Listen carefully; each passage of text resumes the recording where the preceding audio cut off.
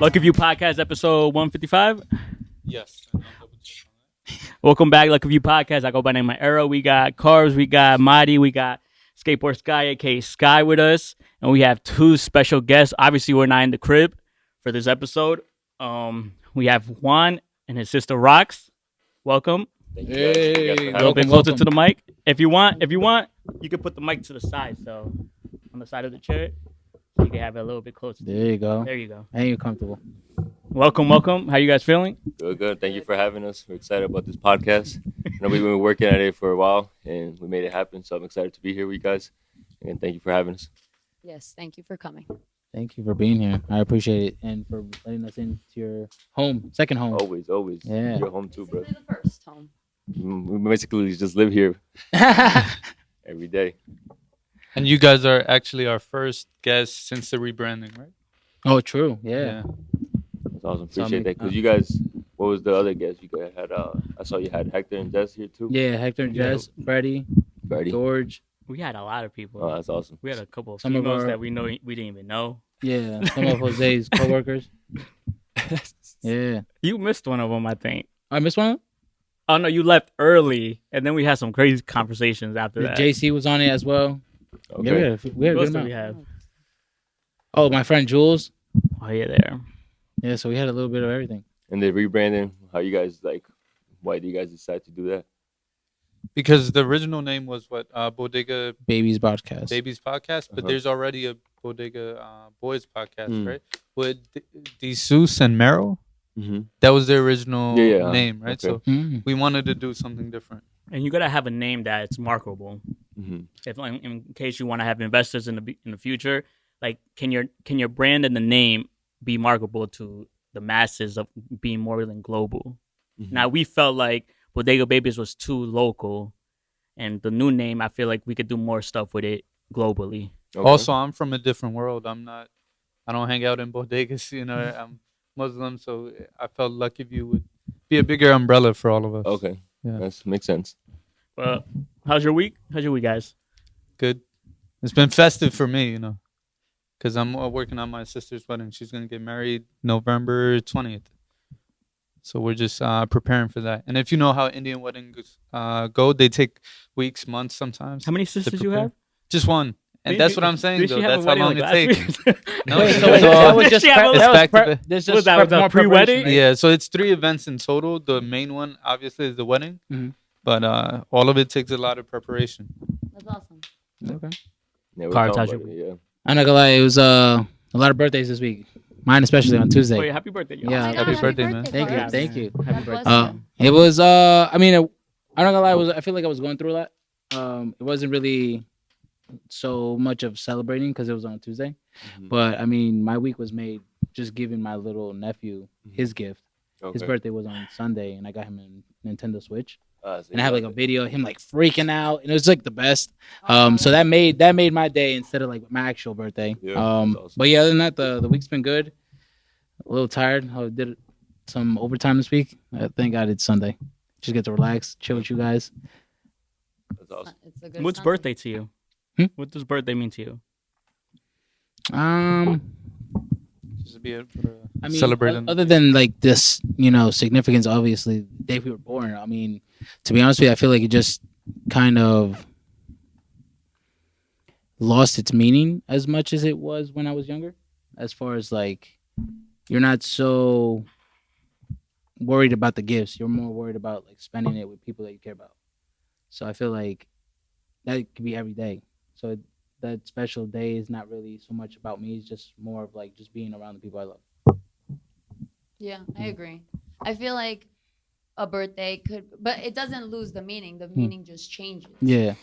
Because I feel like one time Carol G was saying like celebrate the shit out of everything, and it's true. Like You never know when is gonna be your last day. You don't want it. Not even a birthday, but everything. Like, any accomplishment. Like for us, it's like a fitness journey or like one step coming out with merch. Like celebrate everything because it's all part of the process of a bigger picture.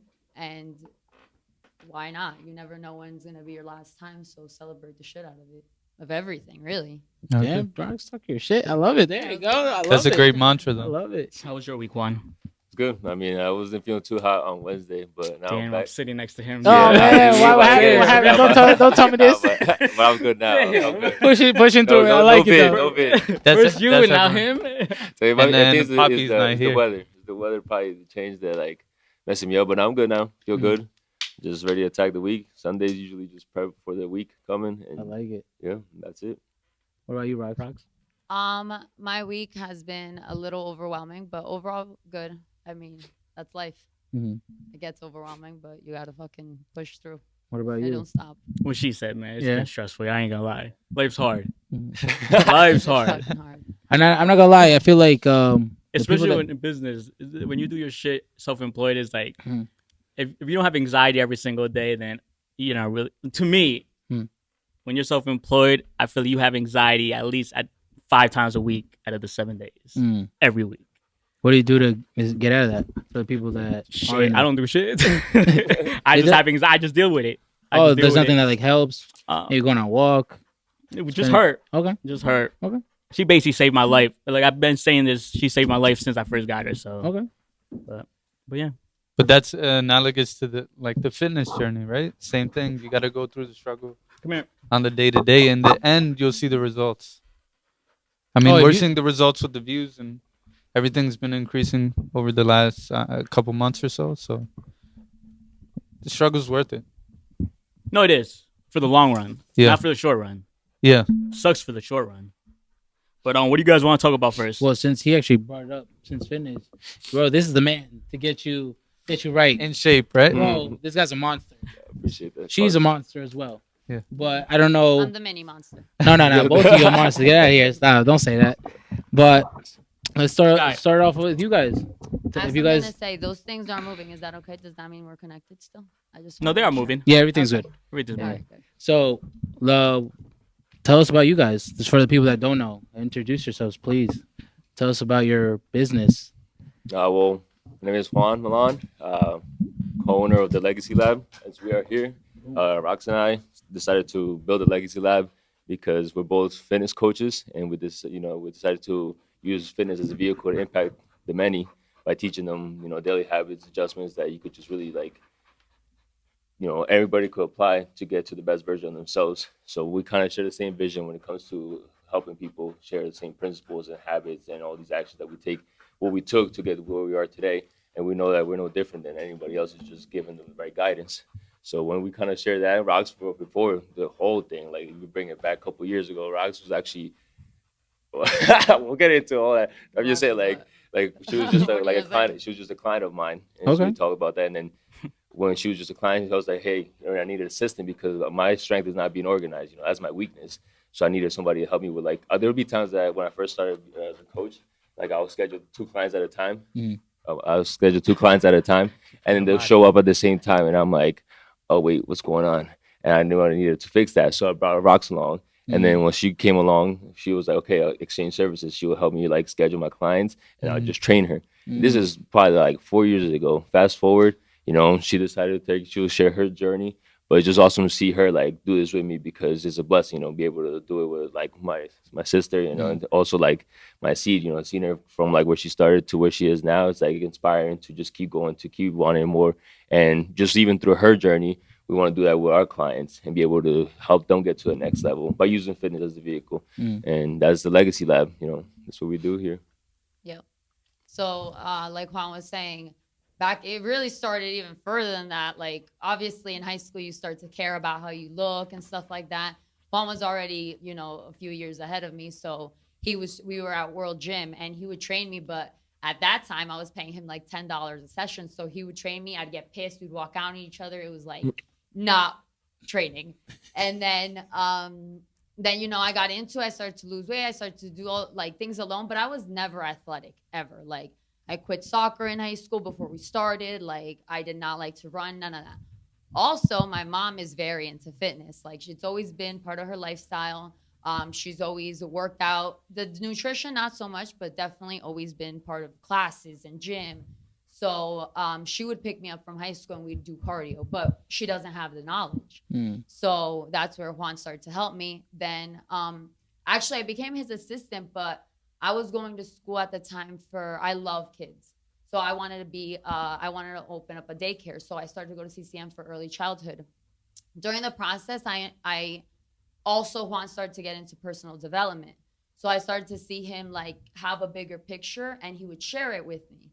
So then I understood, like, with what I wanted to do with daycare, like there was a limit being a part of a daycare. And like I understood that one big thing for me was I don't want to call someone in sick and them tell me like, you don't have more sick days.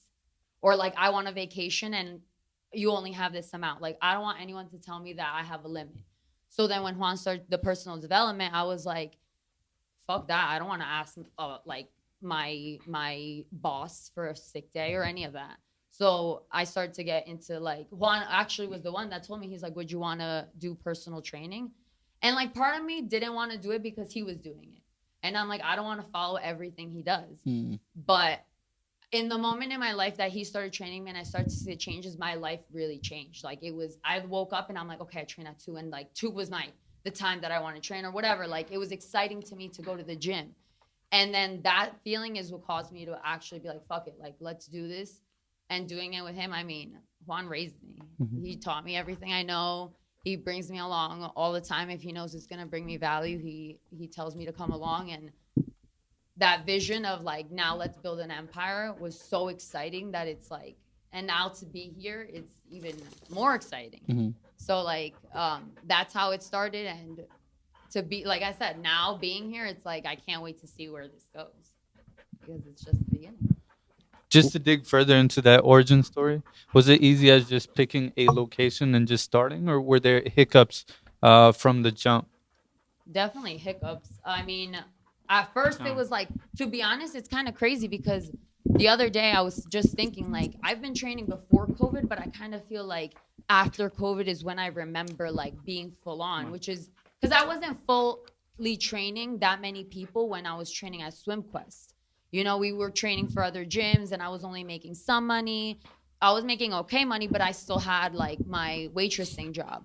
Okay. So I didn't like, it would be half like part-time kind of. So I wasn't even sure. Obviously letting go of the cash flow was like nerve-wracking because there's still bills to be paid and stuff like that. It's a risk, yeah. Yeah, it's a risk. So then, and then like Juan said, after we started working at Top Shelf and like, that went well, but we were fully booked. So, you know, then we started to train in our garages. Juan would train in his garage. I would train in mine, but obviously you're limited. I would train at the park, actually. But the grass was wet, hiccup. Clients, it was way too hot. People wouldn't want to show up. So then I fixed up my garage. I started working at the garage. Obviously, there's hiccups. My grandma's coming in. I'm training a client. Like, it's, like, awkward and stuff like that. But then Juan and I were like, all right, like, COVID also opened our eyes that people love privacy. Like all that, we could use that to our advantage now. So we were both fully booked. I would drive around. I took down numbers and we were just checking out places. And then we came here, checked this place out. And it seemed like it was the right fit. And we decided to like, let's do this. It was the best fit from what we didn't check out that many places even. A lot of places are just massive. And we weren't ready for a huge, also it was not necessary. That makes sense. So this just fit the shoe fit. So was this a gym prior or was this something else? It was a karate place before. Okay. Yeah, okay. So So it had that's a kind of smooth like the transition. vibe already. When we first, the location, we of course we wanted like more, like, well, I wanted like Morristown, like, you know, higher like class in a sense, so I could like try like, you know, more the income and stuff. That like was the demographic you were chasing, yeah, that was right? aiming for that. And then, you know, it was kind of like challenging. Also, like when an opportunity is there, we just take it, you know, because we just keep waiting for the perfect moment, for the perfect location. I feel like that's never going to really happen. So when she was looking, she was on the job and she was looking for like places. She saw this place and I'm like, okay, you know, I might Hill, like it's close to home, which is great because the commute, you know, I don't have to go into like any main roads and stuff like that. So it's perfect. But then we're like, do we pull the trigger? Do we not? And then we're like, let's do it, because if we keep waiting, and we were looking for a little bit, but it was hard because it was like right after the pandemic, so we didn't know it was like that first year. Like, are we gonna get shut down again, or if we do get shut down, what is the risk? Because if I'm gonna take this, this investment, like I don't want it to get shut down and be like, okay, we have no income coming in, so like, how And can then we you do it get without hit, taking, yeah. with like we had like our little like budget of like, okay, this is how it is. Because when you think about opening up a spot, it's like it's not just open up a spot, everything's gonna go great. You gotta figure everything out, like the back end, the numbers, like that's the one thing if anybody's looking to do their own business is like definitely do the background checks, like the numbers and stuff like that, and think of like long term and how you're gonna get out of like that investment and how you're gonna get the best return. So definitely do your numbers. Don't just jump into it from emotion. Definitely seek some help, like if it comes to finance and stuff like that, because it's a lot of responsibility. You don't want to just jump into something without being prepared. That's the one thing I definitely recommend everybody that's just like looking into like start their own business. Be prepared and do your research. Yeah. So that's and then we took it on, and then look at us. We just celebrated a year in September. So to see us going where we are, and I want to show you guys like what this gym looked like before. I mean, there's some work to this, and proud of ourselves for doing this, and we're just gonna keep growing. That's incredibly bold to start a business in the middle of the pandemic. In the middle of COVID. Of course. I mean, like when she was talking about like training in the garage, it's like, well, I was a trainer or coach for 4 years, no, maybe 3 years before the pandemic, and then I was because I was like around Whippany area, and then I moved to Rockaway, which is closer to my home. So I was like, okay, this is good because the commute and great gym, top shelf, great gym. Great opportunity. So we took it, and then the pandemic hit, and I was like, okay, what do? I was working at a factory for about, I think, like 3 months, and I was like, oh, hell, that's what I do. That's what I do. I will get home just cranky as fuck. You found yourself turning into a robot, yeah, right? Exactly. My fiance would be like, like she'll see like how my like mentality changed, because I'm a go-getter. But like when the factory, I was like, of course, it made me appreciate life and what it is for, because people are that come to this country and they have to get into situations. I'm like, okay, that made me appreciate like the career that I took and the risk that I take and all that stuff, because some people are just afraid of taking, but also they don't have the opportunity and stuff like that. So that factory, that whole thing helped me realize that you gotta be grateful for everything you have and just appreciate things. But then also when we started training at the gym, it was like, I mean, at the garages, we're like, okay, this is like she was saying, like we saw the opportunity of taking private training to the next level. And You saw the potential there and just yeah, banked correct. on it, Because right? everybody like the retention was just so great. Like I mean, I've been a coach for a while, and there's people that work with me for like say 3-6 months, a year. But these people were like re-signing their contracts, renewing their contracts, and I was like, okay, I see something here, because they just love the whole privacy. And then if you're starting your fitness journey, you're scared. Most people are scared to go to the gym, like, or they just have no guidance. And more, I think it's just scarcity. That's really what happens. Is like when you go to the gym, you're like confused. People are judging you. No one's judging you, but you're in your head. You're like, okay, I know that someone's looking at me doing this weird. I don't want to do it anymore. So when I saw that, I was like, okay, we gotta do this. And then this is how like it started. Like little division started like getting more clear and clearer. And then it was time for action. But the pandemic was definitely a huge like game changer. Like you could see it for the good or bad. I mean, of course, people went through a lot of horrible things, and and we grew from that. So like I guess it just depends perspective and the how you deal with it. I also think like when Juan first brought up the idea, I journal every morning. So and like I read a lot of books, and again, books is huge. So if you don't read, start reading. It's huge because one, it allows you to see like the possibilities, and it gives you structure, it gives you discipline. There's steps to everything. So like I would journal, and I would literally close my eyes and visualize this place. And I would literally at moments cry because it felt so real. So I also feel like the faith of like when Juan brought it up, I was like, journaling, and I'm like visualizing, and everything feels good. But like the action to take it, to invest the money, you have money saved, and for it to all go like that, that's a fucking scary feeling. So also I was like, I don't know where Juan is at number wise. I don't know if I could keep up with that. Like, I don't know, because obviously he had 2 years Right, more 3. training 3. than I did. Yeah, 2 to 3 more years. So for me, it was like, damn, I don't want to like not live up to the standard he has, because Juan also holds me to the standard, and like I don't want to ever let him down. So of course, the point is the vision helped me make it feel real. So closing my eyes and understanding, like, so then walking into this place and imagine what I had seen, what was on my vision board, all that, it like really made it come alive. And then the step was like, all right, just, you got to take risk. And that's something that you read about often. Like, nothing big is going to come in a safe zone, period. So it was just a matter of time, like, to take that step and be like, fuck it, let's do this. And also, like I said, the faith of, like, there's no question in my mind that we will be successful. And we're going to be everything that we said to be, because I truly, there's bumps in the road and everything, but I will not leave this universe until I've done my thing. And I'm 100% sure of that. So, like, that is one thing I do got to say to the people that are watching. Believe in yourself no matter what. Like, no matter what's going on, just know that you were born for this shit and you got it. And, like, tell yourself that until you cry, because it needs to feel like that for you to go out there and be hungry and do the work and take the risk and go through the struggle. But if you go through that and you always tell yourself, I was born for this shit, you will succeed, because there's just no other option. How much was the startup, if you don't mind me asking?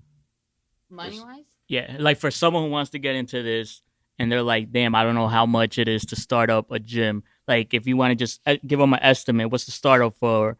I mean, depends. That depends on like what you're aiming for, because the startup could be like, what type of machines. Because right now, like when we first opened this place, of course we wanted a lot of machines, and then you're like, okay, hold up, like what kind of machines? Like you look at the machine. You have investors? No investors, just us. So that's another thing. Like this was, I mean, we're lucky. Like we're not lucky, but we're financial fitness. Yeah, Carbs for sure. was a little bit. Yeah, definitely. Fitness. So that you helped want to put me on? Save up a good amount and be able to like not be in debt. That's another blessing that all this is paid out for, and that's what we decided to do. And that's same thing. We were preparing ourselves for this situation, and we were able to do that. But to answer your question, I guess it depends on the vision, because you could do like a CrossFit. You don't need like your limited equipment. You could just do your bars, and that could be really cheap, because you could just set up a couple bars and then do a full like body weight movements, and then or you could get the rack of dumbbells. I mean, if you look at it right now, they're charging $2 per pound. The handgun is expensive, so this shit's expensive, yeah. Yeah, so you're looking. I mean, depends again. It depends on what you're looking for. But I would say like, I don't know. Again, depends on location, the size of the place, the rent. My thing is, because in other businesses, what I've been taught or what I've learned too is, in business, the way the wealth stays wealthy is they never use their own money. Mm-hmm. And my thing is, you guys don't have to answer this, but do you guys use the bank's money at all? Like take out loans? Yeah. Oh yeah, we took out a loan. You don't have to tell me that, but I'm just saying, like, obviously with rich people, because every time you hear a person say, how do you stay having money? It's like, number one rule is we never use our own money. Mm-hmm. So like, I know you guys said with savings and all that, like, do you guys only use your own money, or do you guys as of now use other people's money? Yeah, well, we definitely, as of now, we use our own money because we don't like being in debt. Of course, there's good debt and bad debt. Mm-hmm. And of course we took like maybe a short, small loan just to like help us out. I see what you're saying about like having their money and being able to do pay off that. But right now also like that, like moving on forward, that's what like we didn't have to take that big loan because of the location and that we had the budget, so it was like not necessary. But growing from now, the next phase now is going to be, okay, how can we get like, like the loan, investors, stuff like that, to be able to like, use other people's money, as you're saying, and definitely, build assets as it comes down to that. And credit. Mm-hmm. Credit is very important. Yeah. So make sure you got to know all that stuff too. So that's also another thing. Like when you're taking out loans, it's not as easy as you think. It's not as easy as I'm going to go apply for a loan. Like they check your shit. If you're not paying your stuff, it's going to matter. Like, thank God, like Juan said, when, like I mentioned, Juan would do personal development, and he was reading a book on financial fitness, and how many pesos? Was it 48? No. 47. 48? That book you Green told? book. Yeah, I think it was like 47, 48. 47. That was classic. That really, like, for example, like saving 10% of your weekly income for an emergency fund. 10%. I would do 10% for savings, 10% emergency, 10% for trips, because that's something at the time I wanted to do, travel.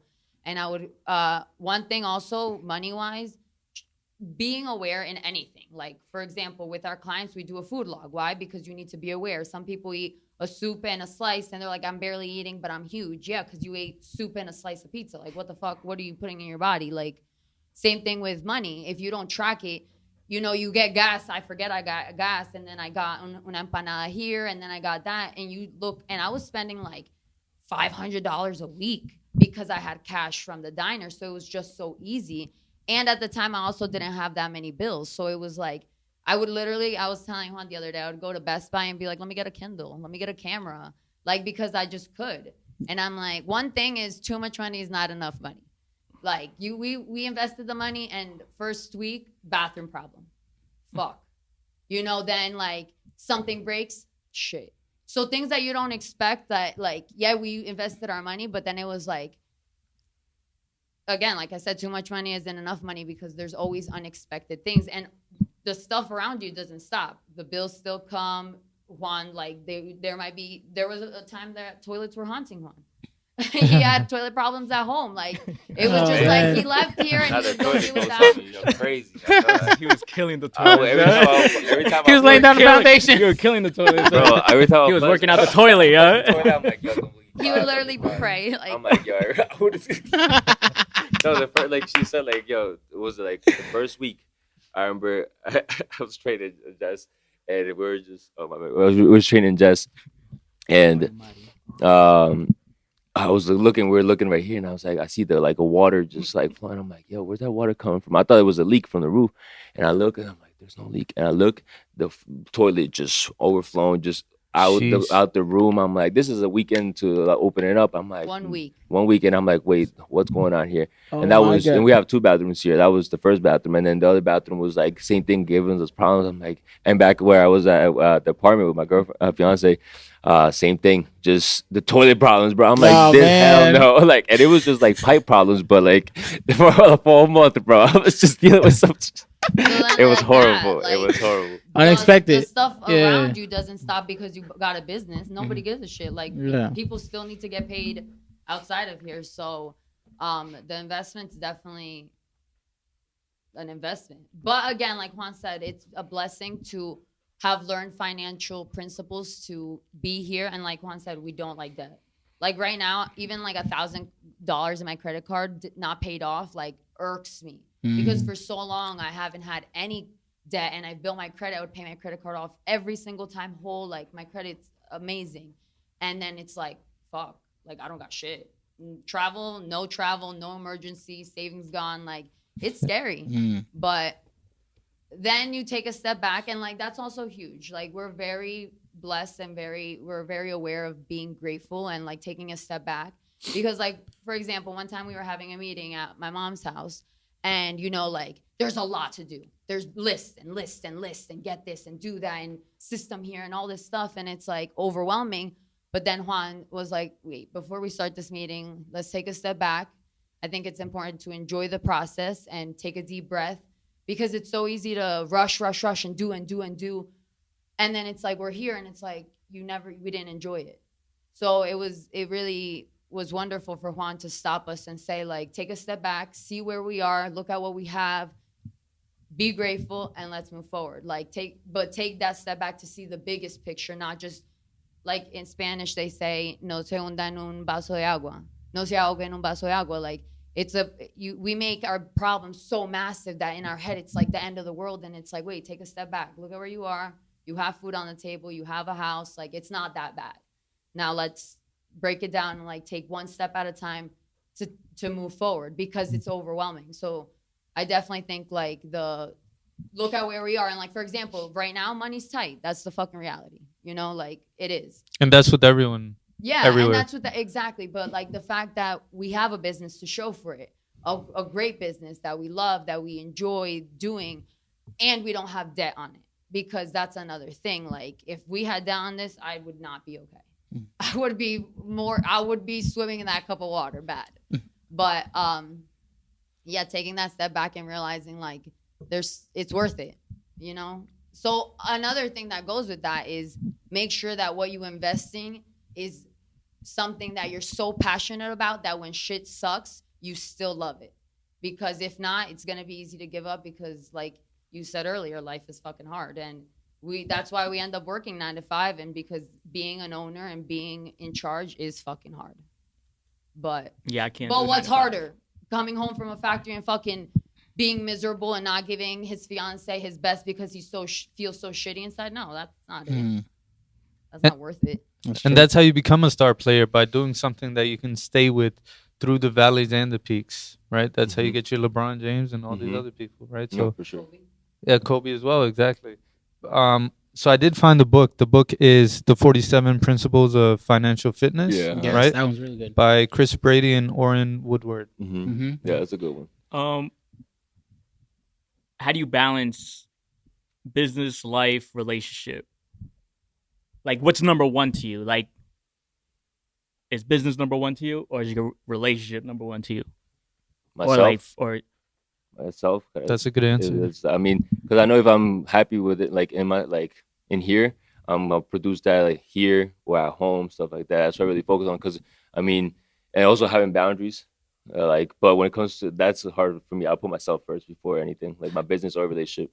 Or before, like, take yourself out. Then, like, do you tell your spouse, your fiance, is like, yo, you gotta understand that I'm gonna put more dedication to my business than the relationship? You had that talks? Yes, there's definitely those talks. I mean, I love her because she understands like the whole like giving me space when I get home. Like also, I'll get home like before I started shifting my mindset. I'll get home, just work. I get home. There was no time off. Like, she would she catch me on my phone, just doing emails, all that stuff, and like. And I would just get home and she would just look at me on the couch just getting stuff done. And then she had to sit down and was like, hey, like I need some quality time too. And I was like, okay, thank you for making me aware because, I could keep going. I could get home and just keep working. But when she really had those conversations and, when it comes to relationships, communication is going to be huge to get into the next, to the next level when it comes to relationships. Because if you're not communicating the right way, then, it's going to be hard because you're going to keep doing whatever makes you happy. You're going to be selfish. And you can't be selfish if you really try to have a healthy relationship. So when we had those conversations, she's like, okay, once I get home, this shutdown time, I might work for like another hour, but then I'll have my quality time with her. We watch her little shows, we eat dinner and stuff like that. But even the times that I get stuck, I still need those reminders. She still reminds me, hey, okay, put my phone down, because it's overwhelming. So it's just, I would say she understands that and she knows we're gonna, a couple like it's gonna be limited, but it's long term. It's gonna be worth it. And you? Yeah, I definitely think it's definitely a challenge. It's a challenge because, for example, with my boyfriend, he doesn't have meetings. So for us, it was like I would get home at 8, and it's like we have a meeting, and sometimes it runs over or whatever, and then it's like, I thought you said the meeting was an hour, and it's like I can't control certain things. So it's like, again, like Juan said, you have to have those conversations and be like, help them understand the big picture. Like right now, this time is limited right now, set time. Also, I think like Juan said, set time for personal time, like the weekends, maybe like manage your time where you also give your spouse the time, because let's be real, like no one wants to feel like put to the side, but they also need to respect that this also, every moment, every stage in your life takes a different priority. When we started, it was ourselves, creating a mindset and creating, our body, our temple, taking care of that to be able to lead by example and show that we could get there. That was the priority at that stage. Then, you open up a business, the priority becomes the business. And then when you're getting married, the priority becomes your marriage, the wedding.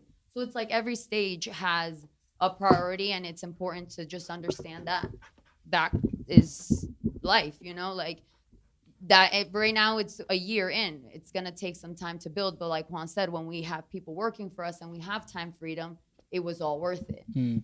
But it definitely could get hard for sure, especially having like anything. Like I said, even about the dog, I couldn't understand why people would do certain things. But until you're in that situation, you don't know. You don't 100% know what it's like and how you're going to handle it. You brought in dogs. You guys have animals? I got 2 cats. You got. Oh, I got 2 cats. Yeah, I ain't gonna lie to you. Over here. I hate cats. Yeah, I ain't gonna lie to you. That's fine. That's No, but listen. I love animals though. Like I might hate I might hate like the geese, the goose, or whatever you call them. But I love animals. Like I would never kill it. Like I get mad when people mistreat when they throw rocks at them. Like I get mad. Me personally, I was never a fan of cats. I don't mind them. I just don't like them. Yeah, I mean, like I never thought, because you know what the thing about cats, you can't. Maybe I'm wrong, but do you play with them? Yeah, I play with them. I play. I mean, I have They one. play. He's like, leave me alone. Like they love to play. Yeah, I mean, I guess. Do they leave and then come back? So I guess when we were at my mom's house, when I used to live at my mom's house, we always had a cat. We always had a cat, even back in Colombia. It was always a street cat. It would be like, whenever like it would just go and then come back. So it wasn't like they would just kind of be family cats. I wouldn't really see them too much. Hey, what's up? Whatever. And then when you have your own, and then the things that where my apartments are, I can't leave them outside because I live next to like the woods. So I feel scared. Like if it goes and never comes back, I'm like, hell no, I don't want that to happen. So they're house cats, and you're always with them. So it's like you build that relationship because you playing with them. It's not like they could go out there and play with themselves and come get some like mice and stuff. No, they're like you gotta treat them. So it's a little different, I guess. But now that they're like house cats and I got 2 of them, you play with them. I play with them a lot, and yeah. I mean, of course, as they get older, all they do is sleep. So you're like, at that point, you're like, all right. Dogs sleep a lot. You gotta think about it. Out of the 24 hours, I think dogs sleep more, like a lot in those 24 hours. Not my dog. Now my dog. My dog, she's ready to go 24/7. What type of dog do you have? She's half Cane Corso, half Husky. If you'll follow me on Instagram, you know who she is. It might as well be her Instagram. Her life. But yeah, no, definitely. Cats are. Cats are great because I never thought I would like a dog. I don't know about y'all, but it's just like no, I get it. They're also skittish. Like you touch them and they could like go crazy, that's and then you're point. like, "Fuck!" And then they jump up there, like they just. I don't know. Wolf is chilling up there. Like it's just like I don't know. Like also, I mean, I like the thing I like about because also with the business too is like I don't have time for a dog. Like I'm not gonna be walking a dog or wake up and like there's the one thing like I have a lot of clients that have dogs. And the one thing is always like they wake up like, yo, I woke up, dog was sick, diarrhea all over. I'm like, oh hell no. Like, oh hell no. I'm not like I don't know. Yeah, but cats could have that too though. Yeah, but not as often as dogs. Like a cat might get sick maybe once in a lifetime, and you might have to bring it to the vet. But besides that, like my cat has never really been like, I wake up maybe like a hairball, but you pick it up and that's it. Like, but usually, the hairballs are true. Yeah, I mean, it's like I wouldn't say like huge hairballs. Sometimes like they just. This is amazing. But then like crazy. Even like they take care of themselves. They just go to the bathroom and whenever they want attention, they'll go up to you and like, hey, pet me a little bit, and that's it. Like that's why like also like I feel like it fits my personality because. I'm not a person to be walking, like, hey, let's take. I mean, also, I never really had my own dog, so that's another thing. Like Rox says, like, it's never been. Experience. It's a different experience, and people always tell me people that are dog owners, they, I get that because the relationship, all that stuff, the love that they give you, like, but I'm not ready for a dog. Our dogs. Do you remember the conversation with the purest love? Are dogs the only? I'll call them humans because to me they are human. Are they the only humans that give us the purest love? Like unconditional. The purest love? Yeah. I mean, I feel like we answer this. I say me. I think we all said yes because I feel like you gotta think about it. Yeah, it's unconditional. Even if I feel like a dog's love is unconditional. Yeah. You can abuse a dog, they're still gonna love you. Mm-hmm. If you abuse a child, that child might never love you ever again. I think a dog's love is the purest love and the only true love. My opinion is a dog is the only true love we have in the world. Or animals in general. I think animal because, for example, like a cat doesn't need that much, but because that's just what a cat does. But it doesn't mean that it loves you any less. It's just how they express their love. Like a dog is not so independent, so it needs you more, so it requires more time. And anything that you give more time to, you're investing your life into it. So I feel like that's why it feels bigger, like a bigger love with the dogs. And I get it because I walk Layla, play with Layla, bathe Layla, take Layla PetSmart. So it's like you spend so much more quality time with them that you really feel the love for them. Like, of course they love you unconditional. Like, oh yeah, Layla, and it's 2 minutes. She don't give a fuck. She's ready to play again. Obviously, something else, you talk to someone nasty and they're going to reciprocate that instead, like a dog won't care. But I think any animal really, like we've always grown up with animals, and like my grandma, like she gives 1,010% to the animals, more than maybe a human. So we've also been raised like Yeah. with a lot of pets. You know, like Juan said, we've had dogs, cats, fish, Sally the salamander. Like we've had a lot of stuff. So I just feel like you give it time, you give it love. Because if you mistreat a dog enough, like I don't think so. The only reason why I disagree, That's like Stockholm syndrome after a while, right? I don't know. The thing is, it maybe depends on the dog, but I feel like you could mistreat a dog, and if the owner is getting like in a situation, the dog is still gonna have the owner's back, regardless of the situation. But you see those dogs that go bad. You see those dogs that like, Oh yeah. like Yeah. like you know, they'll turn like around they're- and bite the owner. yeah, like just Oh, yeah. because they've been abused. Like you definitely have seen those occasions. Like I ain't getting close to that dog because he's been through a couple of things. But my and- thing is those, like, I'm gonna use pit bulls because Like I the think we had rescue dogs. Conversation. I feel like I've seen a lot of people who should not own pit bulls. I think pit bulls are amazing dogs. I think they have the news gives misinformed information about pit bulls. I just feel like certain people shouldn't have pit bulls just because they don't know how to train them. I feel like pit bulls are great dogs. It's just it's the owner's fault at the end of the day if they bite someone, attack someone. But because I see young guys, young girls walking their pit bulls and they can't even walk the dog. Yeah, training is necessary. If you have a dog, Yeah. it needs to be Especially a dog like that, a Rottweiler, a Doberman. Like you have to train them. If you don't, they're gonna be a bad dog when they get older. But even little dogs, like you have Oh. a Chihuahua fucking humping you, that's not okay. It's like Well, that's, that's you like know, about like you gotta Chihuahuas, yeah? keep it there.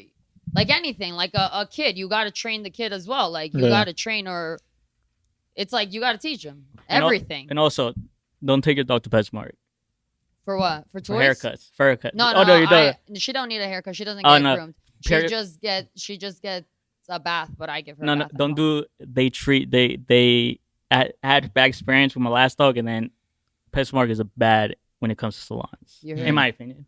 In my opinion. Mm. But hey, man, like I remember You one work time. at PetSmart, do better. Just I kidding. remember Casey, right? Yeah. My first dog, my first golden, she came back and they cut one of her nails off. Oh damn. Oh, And then no, she yeah. and she was bleeding when I got her back. And I was like, "What happened?" Oh, they're like, she went crazy and moved. I was like, "No, motherfucker." Like, and after that, I was like, "Nah." Like, but for her, we bring someone to the house and they cut her outside. Hmm. So The levels of engagement is different from animal to animal, but also the maintenance. I have a cockatiel. That's like A what? as low a bird basically, and Oh, it's as low maintenance one that as you can talks? get. the one Yeah, that talks. yeah. We had birds too. Mm. The only difficulty is that you can't potty train them, so they Shit. crap wherever. yeah, Uh, that's just But whatever. yours is loose, or it's in the cage. It sleeps It's with in you? the cage, but we leave it loose for a couple hours It sleeps with you. out of the day. It sleeps with you. No, hell no. I ain't gonna lie. I ain't gonna lie. I get so amazed how people potty train like dogs. Like she doesn't do anything in the house, and I'm getting so amazed. Like, how the hell did you learn that? Yeah. Mm. Like, how the hell do you tell me you want to go do Outside. number 1 and 2 and just cry? And she could stay hours not doing it. They'll And, hold it. They Yeah, can so hold it. hold Oh it. shit. Yeah, that's good. That's, I They're mean, great. that's on the owner because there's some dogs that they could bing, right Lift there. the leg, piss anywhere on the couches. That's terrible. I think Oh she, damn. I think she stopped in like 6 months in. That's Thought good. you were doing Yeah. that? What's wrong with you? That's good. Look at her. Big show She now. grew. If you saw the picture, she grew Yeah, quick. She was great. like this, and then like 3 months later, she was like this. Yeah. Yeah. I remember when he first got him. Oh yeah, I still have I that video. remember I had that video too. Yeah. So cute. But going back to your business, because you guys were going off, and I was like, I don't want to interrupt. The energy is just great. Can you elaborate a little bit on how you came up with the name, or what the name means to you? Yes. That was hard. It's like literally giving the name to your child. Like it's like you want it, like you were talking about before, you want it to be able to be branded and do this and like marketable. yes, and we were thinking Milan, something with Milan at first, and then I was gonna tell you have to add your guy's last name, but it's not mine. so we thought like because I had I would call my thing Millie Movement, and then it was like something like that, but then Juan had Mind Fitness, which I loved as well, but then we wanted something that was us. It wasn't just Juan or Rox, it was us. So we were thinking of words that we stand by, like, or words that we liked, right? That's how, and we would just write words down, and legacy was a word, but then it was like the legacy or what And Well, then, when we came up, it was kind of like broke it down to two things. Like one has to be about like fitness. One has to be about fitness, and the other one has to be like about us, right? Mhm. So when we think about fitness, we're talking about like the lab because when we're like friends and I, we were like we're about to go to lab. That's like the gym. You don't say. I mean, sometimes you change the terms, but we say we like the whole like let's go to lab. It's similar to artists. Like some people say we're going to the studio, others will say we're going to the lab. Yeah, because you're creating something. Like Yeah. that's how we see it. We're at the lab creating a beast right now. Yeah. So that was kind of one thing. So we're like, okay, we really like the lab, but then what's something that's like fitness or or about us. So we were talking about like strength lab, or like functional lab or stuff like that. But a lot of things were taken. So we're like, okay, the fitness thing is not really gonna work. So how can we like switch it up a little bit? So we started thinking about like things that we stand by.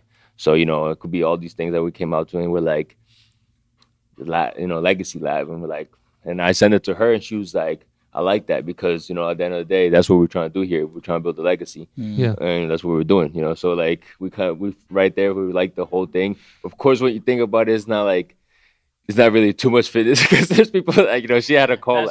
This is a funny story. I'll tell you this one. She had a phone call. She was like, she's like, hey Juan.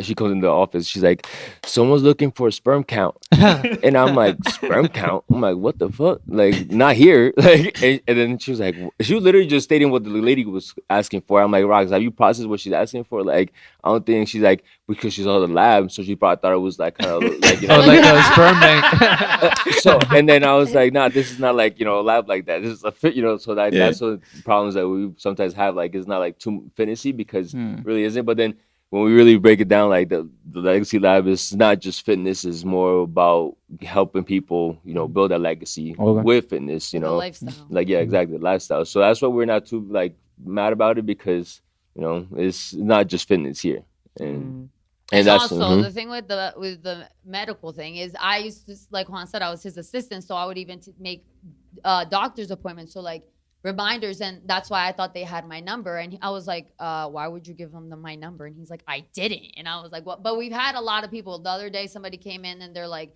I thought this was a dispensary. Like, so there is definitely like question, but like Juan said, we're not just fitness. It's physically strong, mentally unbreakable. That's how you build a legacy by those principles. We physical because that was our vehicle that we fell in love with, and that's what we serve to the community. But be mentally unbreakable is what got us here. So the two go hand in hand, and that's how you get the legacy lab. Okay, trademarked it, right? Mm-hmm. Yeah. My background I'm is in surprised marketing. that's not.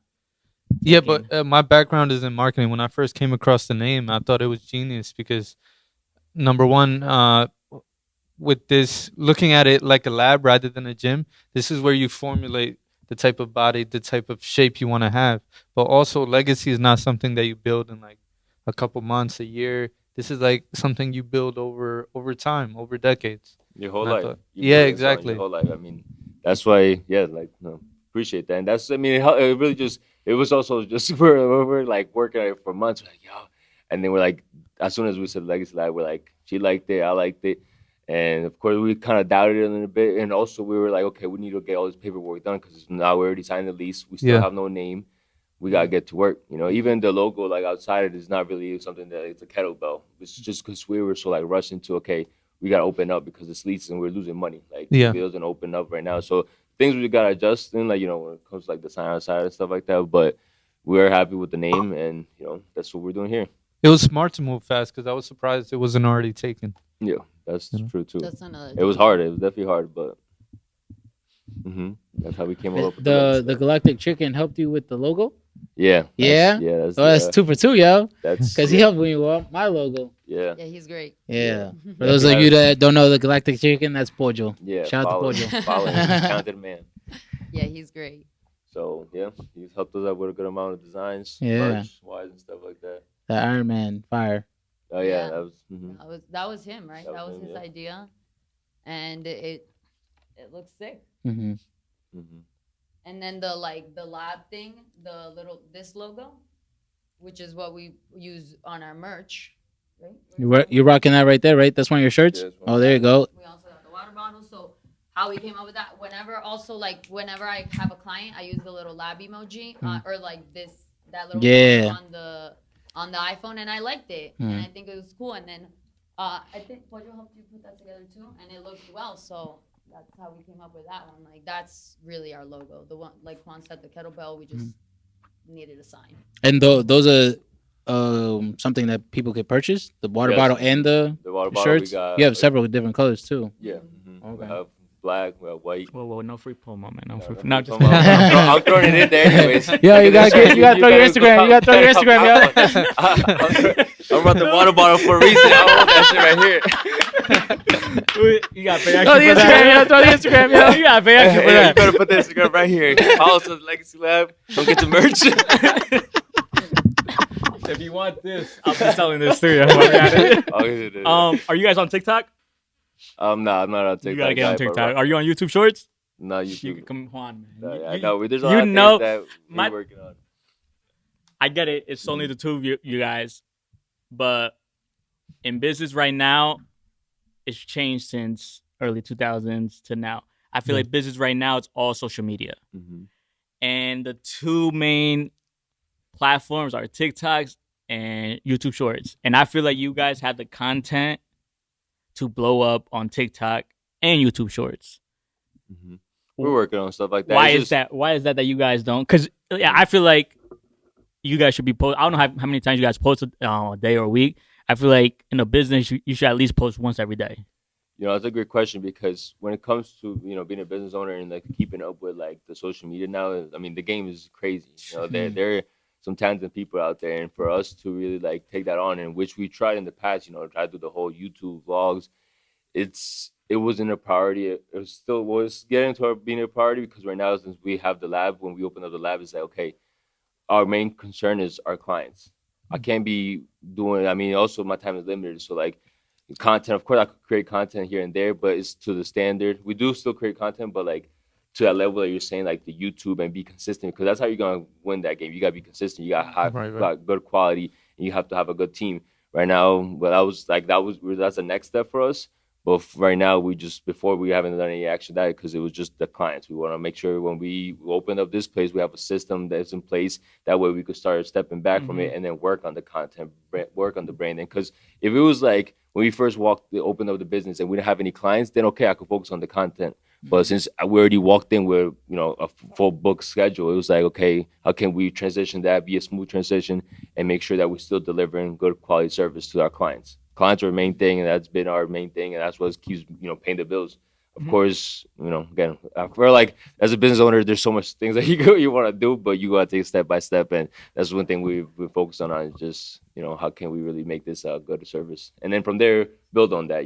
So person first, so we could at least lead by example. Right. And that's the thing. Like we're huge believers in that. Like I can't be putting content out there if I'm not doing it myself, or if I'm not teaching it. Like I gotta do it myself first. So we even actually went to your first show. We could talk about that too. The bodybuilding show? Yeah, the bodybuilding show. Yeah. Your first show, you won. All natural. Oh yeah, the OCB. That was the first. I decided to do that because again, for the brand, for the business, like it just brought value to me. Like if I took on, of course, I'm always about this, like lifting weights and being big and stuff. Like it's cool. Yeah. But then once I saw actually my boy Jorge, he was competing. And he was, I saw him go through the whole phase because we're like training partners. And I was like, if you could do it, I could do it as well. And what really pushed me was like, okay, I could really bring value to the team because I could build new skill sets and then teach that. Because I'm not going to tell somebody, hey, go, I could teach you how to get ready for a show if I've never done a show. Of course, there's coaches that can, but my beliefs are that like I want to lead by example, first. yeah. Exactly. So it went well. I just wanted to challenge myself mentally too, like like going through that whole like suffering, like being like starving and stuff like that. But I had a great coach, Mike. You're the boss, and he just like taught me how to do it correctly. Because I did it naturally. So it was like I don't want to push myself to the point that I'm just like crashing. Naturally, you gotta do it smart with time and also learn from it. I don't want to just go in there and do it. I want to why are we doing what we're doing? Because I want to teach this, I want to be able to help people out and stuff like that. So it was a great experience. I'm definitely going to do it again, but, later on down the road. But for now, just the lab is the main priority. Rox, is that in the works for you? Would you be willing to compete? It's been a talk. Oh, it is? Okay. No, not from me. Okay. Let me clarify. It's been suggested by others. Are you one of the others? Yeah, Juan's definitely. Okay. I mean, yeah, definitely. Just because again, the thing Why not? what it taught me, like the discipline. I mean, it's not for everybody, and it's I'm not gonna push her like you gotta have to do it. But also because I know her standard and potential, the potential is like this girl, she could do it all. So it's like that. But now it's just stepping out that comfort zone, And also we do this. It's like we do this. This is what we do. And then people look up to you. No, I definitely think that I would do it for two reasons. One, because I think it's hard for me to like a client to come to me. If a client came to me and asked me to compete, I would tell them I'm not the coach. Because I feel that you need to experience and understand. I couldn't have the knowledge and teach them how to get somewhere. But if I don't know what they feel, it's hard for me to understand why they couldn't achieve it or why, their why behind it. So I feel like that is necessary in order for someone to come to me and ask for that service. I would not give that service or not say I could get you to win because I haven't experienced that. So I feel like you need to really experience it. Same thing with Juan. He did a triathlon. If someone wants to do a triathlon, he has experience on that. What can I say? I haven't done that. So it's like hard for me to give feedback on that. For sure. So for that reason, I do it. And like he said, like, I know I could achieve anything I set my mind to. But I always say I fell in love with fitness because it got me mentally out of a place that I didn't like to be. But I fucking love to eat. I was just saying that's why I never competed, yo. I'm gonna keep it a whole 1,000. Like I wake up at 5 a.m. and I'm fucking starving, and I tell Juan, he's probably like, "This bitch is always hungry." Like, and I it's always true. get Like that. I just love food, and I'm big on. I get hungry for a different reason, man. I get hungry for both. She knows that struggle. We both, all three of us know it. It's true, but I do love to eat. I love to enjoy myself. I love to go out with my girls and drink. I love to go on dates and not be like we're getting appetizer. Dessert every day, everything on the menu. And I'm not sharing. Get your own. Like it's like that, and I feel like if I gave that up, I wouldn't feel as good as I like to feel, and I feel like I don't need to give everything up to like that. Physique is not something that I look at and I'm like, I want that. Mm-hmm. You know what I mean? Okay. So it's like that's why The muscular I haven't look, done right? it.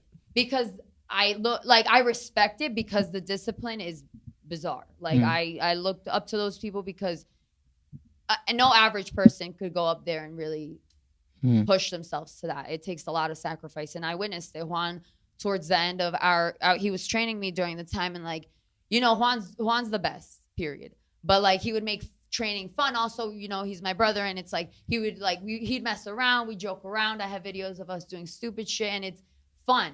And towards the end of his training, it just was get there, respect that he's not like he's hungry right now, and he's not feeling 100%, and getting through that mental state. I don't know if I want to put myself through it because I don't look at that physique and I want it that badly. That's why I haven't done it because I don't crave that. But I do think it would teach me disciplines that I don't have now. So I think it would bring value. Again, I haven't taken that step because I don't crave that badly. And like, but it's a possibility. We don't know. I like it. I'll be there to support. Everybody has like different purposes. Like for her, like she wants to empower women through with this. Like you could still empower. Yeah, you could still empower women.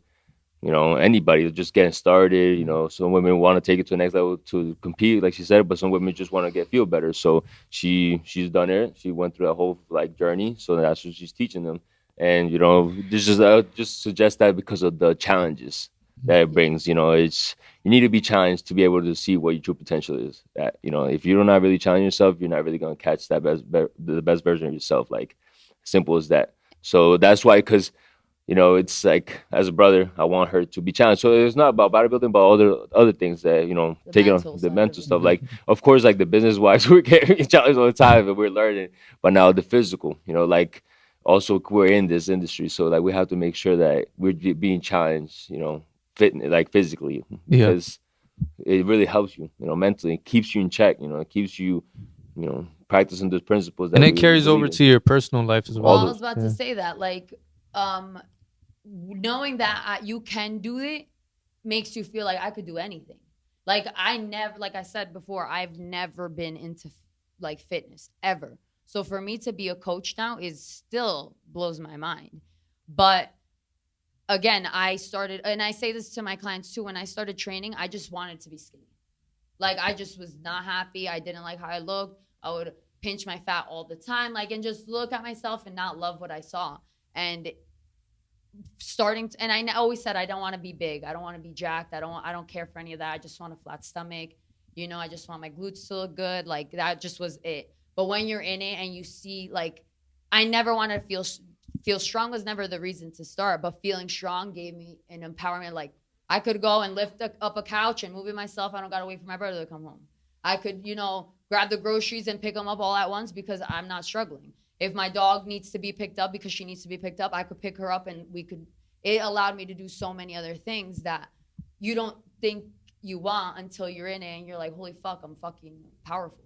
Mm-hmm. And like, I feel like that's another thing, like to go through that mental, you know, challenge and succeed and also get to the level that you were able to get to is also like, I could take anything on. And it gives you that like that courage to continue to go after anything because nothing is impossible.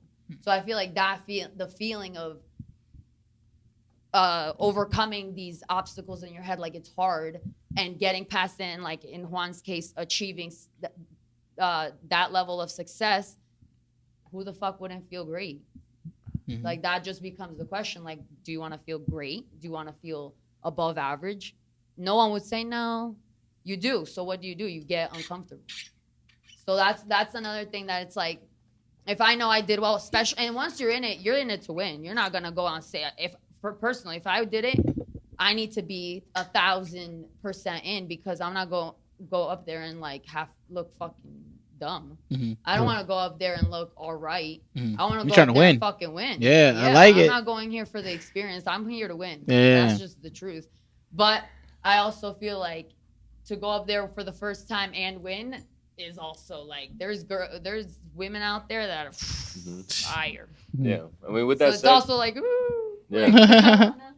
Like, you know, another important thing that taught me is like when you surround yourself with like people that are after the same goal is just like encouraging, because I feel like a biggest problem is like you don't surround yourself with people that are like pushing you. You know, that's a huge thing that we also do here at the Legacy Lab. It's like we want to push you, you know, past your limit, set a higher standard for our clients, because that's what bodybuilding also showed me. It was like, you know, if you compare yourself to your friends and your friends ain't fit, then, you know, you're comparing yourself to the wrong people. But if you look at, okay, the big dogs and you want to be one of those big dogs, you got to go hang around with them and see, okay, that's going to motivate you, because it's not going to be fitness, but business or relationships, people are doing well with their relationships. Like, you know, you want to make sure that, you know, you pay attention to who you're surrounding yourself with. And you adopt their general mentality. Yeah, and then you also appreciate because you know what they're going through. So it's like, you know, everybody there, in a sense, you know, knows that, hey, you suffer a lot. We all suffering right now. Let's, you know, kind of respect each other, but I'm here to win. Of course, and they have to have like that, because you also want to be the winner, but you also have that respect because everybody's going through the same thing, you know. It's so, like that brothers in war type of thing. Mm-hmm. Like, okay, yeah, exactly. Well, I'm here to survive, but I want to win. Yeah. I gotta ask. You own a gym. He's into it today. I gotta ask. Has anyone ever come to you and try to hustle you supplements? Supplements as like what? Just like steroids? Steroids? No, I mean, when it comes to that, never really. No, I mean, I got actually when I first started at the World Gym in Rockaway. There was this one guy, huge trainer, you know, great trainer. He had a client and he was taking on some crazy shit, definitely. And then and he would call to me like, yo, you know, I got someone like, you know, if you need it. I'm like, because we're training with the same coach.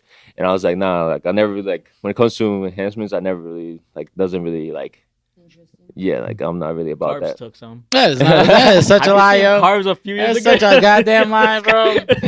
I'm not sticking no fucking needles in me. I'm only getting nobody tatted. really offered me besides that one time, you know.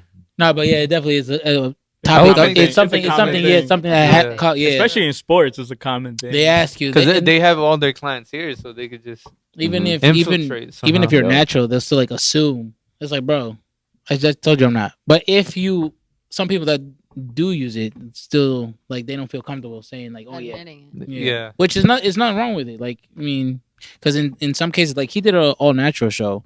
There's other people that in order to compete, you have to use that because everybody else is using it. So you're already at a disadvantage. Yeah. Unless you were to do all natural. And you get pressured into it. Yeah. Yeah, like surroundings. You know, if I'm surrounding myself with people, I'll probably, like, you know, and then you see like because that's another thing. Like people like you see how big they get quick. So it's like, oh, that was 3 months and you look that big already. Fuck. I've been here for years. I look the same. So it's like you start to see. So, but I never really surrounded myself with people that where I'm or impatient. I feel like he's got a lot of patience as well. Yeah, I'm here for like I have patience. I would say I'm a patient guy. I just, just breathe it out. Breathe in, breathe out. Yeah, that's so because I do a lot of breathing. Yeah, that's funny. How is it doing business with family? Is it hard? That's a good question. Because you know what they say, don't mix business with blood. Yeah, that's for sure. Like for us too, they said never do business with family or your friends because it'll break you. Because they say money and females ruins relationships. We're not friends. We're not friends. Obviously, you're associates. You're my associate. You're an acquaintance. You see? Acquaintance. You know they say is that you never mix business with blood. How's the one on the first year? How was it? Was it hard? Was it easy? In that sense, I don't think it was hard. I mean, we've definitely had hard conversations. But also, Juan and I have built a relationship. Obviously, growing up, we'd fight a lot. And, like, I'm up Juan's ass. I'm still up Juan's ass. But we built a beautiful relationship where I respect him.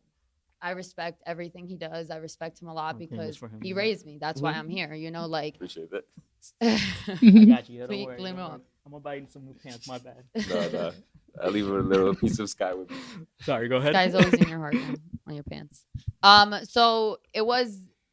We did have hard conversations, and like I said, I respect Juan a lot. So like to the point that like whatever he says, I have to take into consideration. And Juan's really good with the delivery, which is huge. Like my mom and I will talk to each other crazy, and he's like, it's the way you guys speak to each other. It's the how you say it. Say what you want to say, but say it and express it in a way that you want to listen. Or like I'm not taking it as he's criticizing me. He wants to help me, or like.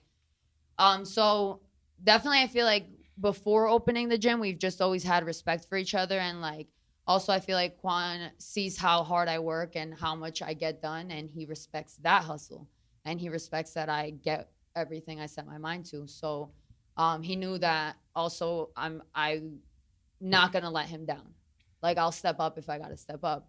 But also there's, feeling behind it. So when he talks to me a certain way, I get sensitive and I want to cry. Like, I'm like, why are you talking to me like that? And I cry often. I cry for everything. So it's also like, I want to walk out because I'm about to cry, or like I'll raise my voice a little bit, and he does not he's not good with raising your voice. Like you raise the volume one notch and he's like, don't talk to me like that. Or he'll like just walk out and it's like, whoa, because he does not do well with that. So I'm a yeller too, or like I'm assertive. So that's where, sometimes it gets, but then I'm very quick to apologize. That's my thing. I'll be like, I'll say, sorry, let's just make this better. Let's not make this worse. Like, can we just move on? So I feel like there's certain traits that help each other out. Also, coming into the business, we know that Juan has strengths and weaknesses, and I have strengths and weaknesses. And we had that conversation too, like where I'm like doing all this stuff and I only see what I'm doing. And I'm like, what is he doing? And he's working so hard, but he's like, Roxie ain't helping me with this probably, like, so he sat me down and he's like, listen, like he's more like into the training style, because again, his why is different than my why is give women the confidence they need to succeed everywhere in life. But when you look and feel hot, girls thrive.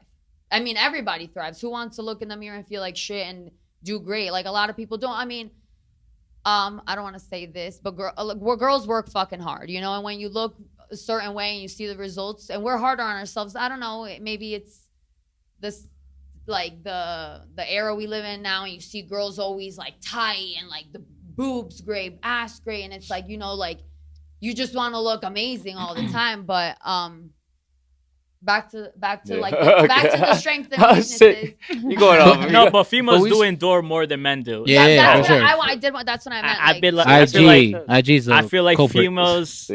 more guys look average than girls. I feel I'm all for the women empowerment.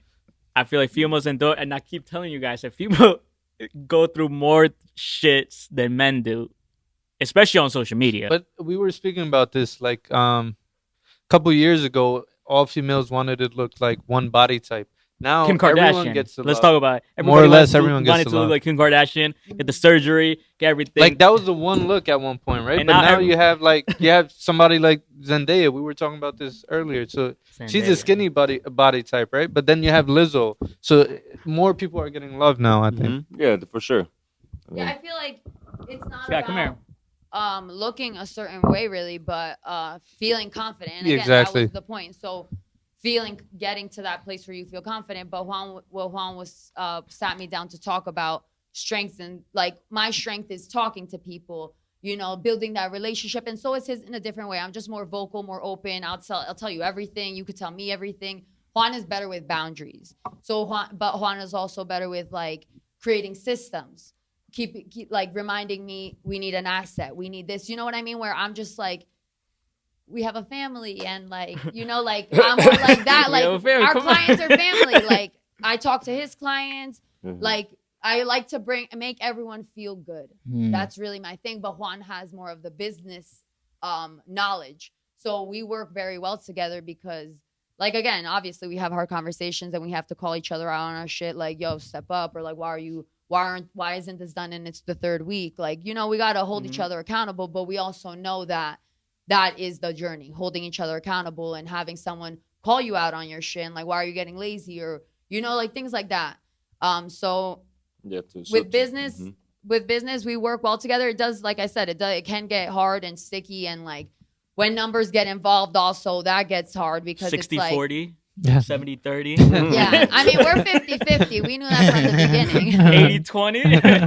Yeah, you see that? I wouldn't have liked that. I would have been like, fuck no, I'm not gonna be 40%. Hold on. You see, now I like this conversation. If he came to you and said it's gonna be 60 40, you would have said no. I would have said no. But what's 100% of nothing? I don't care. Hold on. You see now, I like this conversation. But- Now we talked about this. Would you rather own 100% of nothing or 10% of something? I'd rather wait and No, that's not the question. Yeah. Which one would you pick? nothing. Do you agree with that? I kind of disagree do. with that because I rather own 10% of Apple than own 100% of But it depends on what you're working. banana. It depends on what When you're doing working, something what the you love, business is. just something you love. It depends on its 100% of growth nothing, potential. 100% of nut. See, that's hard because, for example, I feel like it depends on where I'm at. Like, when Juan asked me, let's open up a business, in that moment that we had this conversation, and he's like, but I want it to be 60-40, I wouldn't have done it because I know I could get what I want at 50% and 50%. But if I had just started, I had no clients, I wasn't where I was, and he said, let's do 60-40, then I'm like, all right, I could work my way up. But I had already gotten my stripes where I felt like, and I already have the heart and the faith and all that where I'm going to be successful with or without you, period. But again, obviously I'm going to be even more successful. Two heads work better than one. You're not going to be great at everything. You need a team. Was it the ownership title that like you didn't want to call him like he's the boss? Was it that? I mean, I definitely have that in me where I'm the boss. Like, Okay. and like we play around and we're like, I'm just an employee. I work for Juan. Like we joke around and he's like, and he'll be like I'll do something. I'll put co-owner. And he's like, say you own that shit. Like, you know what I mean? So we joke around like that. But I mean, I always give credit to Juan. He's the reason I'm here. So also like, I respect him so much that I like, I don't know, I value him a lot, but I also know that I'm going to make this place just as great as you can make it. Let's make it great together. But if you're giving me 40, we'll talk later. Kick rocks. But for a 50-50 relationship, when it comes to like executive decisions you guys may face in the future, let's say you guys are thinking differently, who wins? But that's when it comes down to like breaking it down, pros and cons. Like Okay. figuring out like, okay, what's long term? Is Gotta this something by a compromise. stake? When it comes to those decisions, is core values we stick to. If it fits our core values, then we make sure that like, okay, we'll look into it and then break it down, into more like action or the pros and cons and stuff like that. So that's what really helps us make decisions. Because even though like we'll kind of like summarize everything she was saying, it's like when it comes to building a business with like a family member, is that you have to have the same vision and the core values. If it's not, then it's gonna be hard for you because You're gonna constantly be exactly butting like heads. Yeah. you might have strengths and weaknesses like we're talking about, but if your values are different, then it's gonna be hard to even build that as business to be successful. It could be strength. She could be a great strength, like whatever. But if my values are different from hers, it's like okay, your strengths are great, but deeper and down when things get hard, when you go into like the dark zone, you know. I what's have really- thought about that though. Like if there comes a point where It's gonna come. yeah, where It's gonna we have come. to make like a decision that I want to do, but he doesn't want to do. Am I gonna do it alone and kind of lose value in the together? You know what I mean? Like, so I mean, I think it's at what you make those decisions when you get to that point. It's hard for me to say like if Juan is like we're not doing this at all, but I'm like, bro, we need to do this. Again, we also need to respect each other and understand that we both have put sweat, blood, and tears into this place and understand that, like there's some things that are just off limits. There's like, Juan could be like, we're not doing this period, never. And I just need to either respect it or go my own way. And then that becomes a decision. But like Juan said, I feel like we do have a lot of the same, we talk off, we're very, we communicate a lot. And we talk about what the plans are. But even like when we come up with designs for the logo, sometimes I'm like hideous. And he'll be like, so what else would you like? And then like, we got to talk about it because, I want to, but both people matter just as much. Like if I really want to design, then Juan would probably most likely be like, I'm not crazy about it, but try it out. Because we also don't want to say no to anybody if we really feel passionate about it. If he was like, this is going to be great and I know it, I'm going to support him because that's also being part of a business partner. You got to support what their vision is as well. Maybe even if you don't see it, I know that whatever he does will be great, so I'm going to support it. Same thing, I would hope vice versa. Like if I know this is going to be great and I really want to do this, I hope that he would back me up and be like, nah. But again, it depends how much passion you have with that thing. Mm-hmm. And at the end of the day, it's like, if we have to make that decision that, like we know that we want the best for each other. So I feel like that's like something that I also become a business owner. It's like, having employees and stuff like that. And like you could go into this topic. It's like, there's going to be coaches that come in here and start working for us and, they start building such like a great clientele. They might want to start doing things on their own. But, that's also like in the fitness industry, it happens a lot. And for me, like I already know it's gonna happen. So, but just accept and always, help people out. It's not about keep taming them. Hey, you gotta be my employee. It's like we all went through that. Let's help each other out. Same thing for Rox. It's like she sees a venture that she wants to take on that I really see myself doing. Hey, I'll support you. I wish you the best. And if we can't work on it together, hey, whatever. But I still want you to do the best you can. And with that said, so like once you accept that, I feel like you become really like. A real business owner because you gotta help people, and when you look at the successful people, that's what they do. They want to help you get to the next. Like you can start employing, and some people are meant to be just employees, some people are meant to be business owners, but just help them in the way on their journey. So that's where like I feel like it's huge to realize that when you become a business owner, like that might happen, but who are you gonna be? Are you gonna be somewhere to tame them down, or are you gonna help somebody really get to the next level? Right. Like helping them cater to their natural self and what they're like naturally good at. If they have true potential to become like open up their own studio, help them. Why not? Like you were in their shoes when you first started. Like It's the ego. exactly the ego and like accepting it too. Like I don't want to like. I don't want him to surpass me. Yeah, like, It's the ego at the end of the day. Yeah, of course, and the ego. Hey, ego. Ego could kill everything. Shut it down Yeah. sometimes because It could it's kill a that lot of voice things. in your head. You want to be the best, but the big picture is in order to be the best, you got to bring people up with you. And You're not going to be sacrifice. up there by yourself. That's just the reality. What's the bet for both of y'all? If you had to pick one person, what's that one transformation that was like touching to you? That like damn, like that really meant a lot to you. when they did that transformation and you helped them? For me, it was my best friend Laura. Mm. Because we went to Vegas for my 21st birthday, and Laura is, I always say Laura's my ride or die. I love that girl to the point where when I want to talk to her and it gets serious, I get emotional because I want to cry because I'm just like so passionate about her. Like I love her. So when we went to Vegas, you know, seeing your friend not feel themselves and taking so long to get ready, not only is it irritating, but it's like, why? And being where I was in the position that I was as a coach, I'm like, I have to say something. We're at the Grand Canyon and Juan and I are like running up the, running up the mountains and all this stuff. And like, she's like so hard on her breath and like, she can't keep up. Or like when we go out, she doesn't want to be in pictures.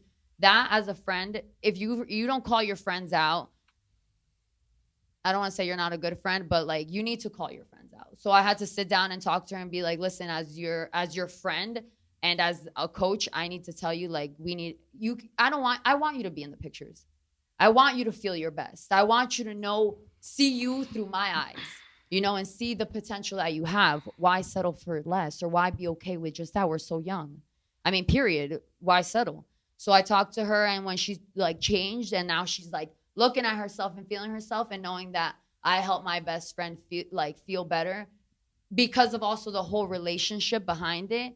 That really that's what set the tone for me. Mm-hmm. I'm like, she respects me so much because I've helped her, and like now my other best friend Julie looks great. Never thought she would last. Honestly, I even tell her, I'm like, I'm surprised you're still here, but she also saw that she stopped feeling so weak and all that, and like values me and looks up to me, and that gives it that's such a strong feeling. Like I love my girls, also like big transformations. Like Piri and I just posted her. She never stepped foot in a gym, and she just went to Cancun and she's working out by herself at the gym. Like those are big moments for me, because it's like you thought that was impossible, and to know that it's possible and I helped you get there is like, that's what feeds the soul. Mm-hmm. So she's Dominican, right?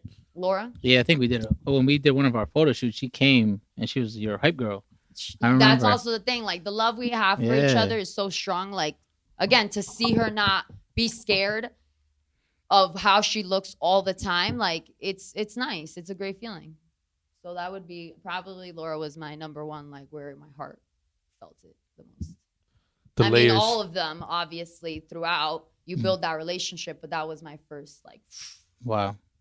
What about you, legendary Juan? Yeah, I would say how good amount of transformations, but probably Devin. Okay. Devin, because he was my first client, basically, when I first started. He was one of my friends in high school, and he was, pretty big at a point. And he came up to me and said, hey, I really need to change my lifestyle. And I helped him, and that was the first client. And he went from being fat to get a 6-pack and everything. And I like that transformation because I saw what I could do with people, and it opened up the eyes to me. Okay, we could do this. We could change lives, and that's why I would say that's my, I would say, because every transformation teaches you about, the human being and what we could really do to him. But Devin would say my favorite one. Did he work with you guys in the garage as well? No, so this is when I first started training. So when you become a trainer, like a fitness trainer, you could either work for a gym or you could be an independent trainer. Mm-hmm. When I started, my mindset was I'm gonna be my own boss. I'm not gonna work for anybody. I don't even care. I would start with 2 people. So I found a gym in Whippany, Cedar Nose, and it was called Nitro. And all you do is pay by the client, or you could pay rent, and you bring your own clientele. They don't give you clientele, and I decided to do that because I don't want to work for anybody, or I wanted to choose my own schedule. And then that's when Devin was like, "Hey, I'll do that. I'll help you. I'll get started," because he owns a business. So he was like, "I'll help you get your business started, and you see if you can help me with my my fitness." And then that was my first transformation, and that really opened up the whole when it comes to marketing, word of mouth marketing is the best one. And he was just, people were like, all my high school friends saw him transform, and they started reaching out to me, and it was just okay, started just going. So essentially, he started your journey. He the one who blew me up, if anything, because the thing about it, my first client, I really transformed him from fat to 6-pack. Okay, I gotta go work with his guy. So can I ask how many pounds was around about? How many pounds was he when he started weighing 220. He probably dropped down to 175, 180. Wow. I'll show you. Just looking lean. Jeez. Come here. I'll show you the transformation. But yeah, I would say that's, and he just blew up like my mind and like helped me big time to blow up the business. Just to give people a visual, that's like when 50 Cent did the diet program for that movie. Yeah, I mean, Remember? that's the thing. That's like when you lose 40 yeah. pounds or more, you look different. You look different right there. I'll show you this transformation.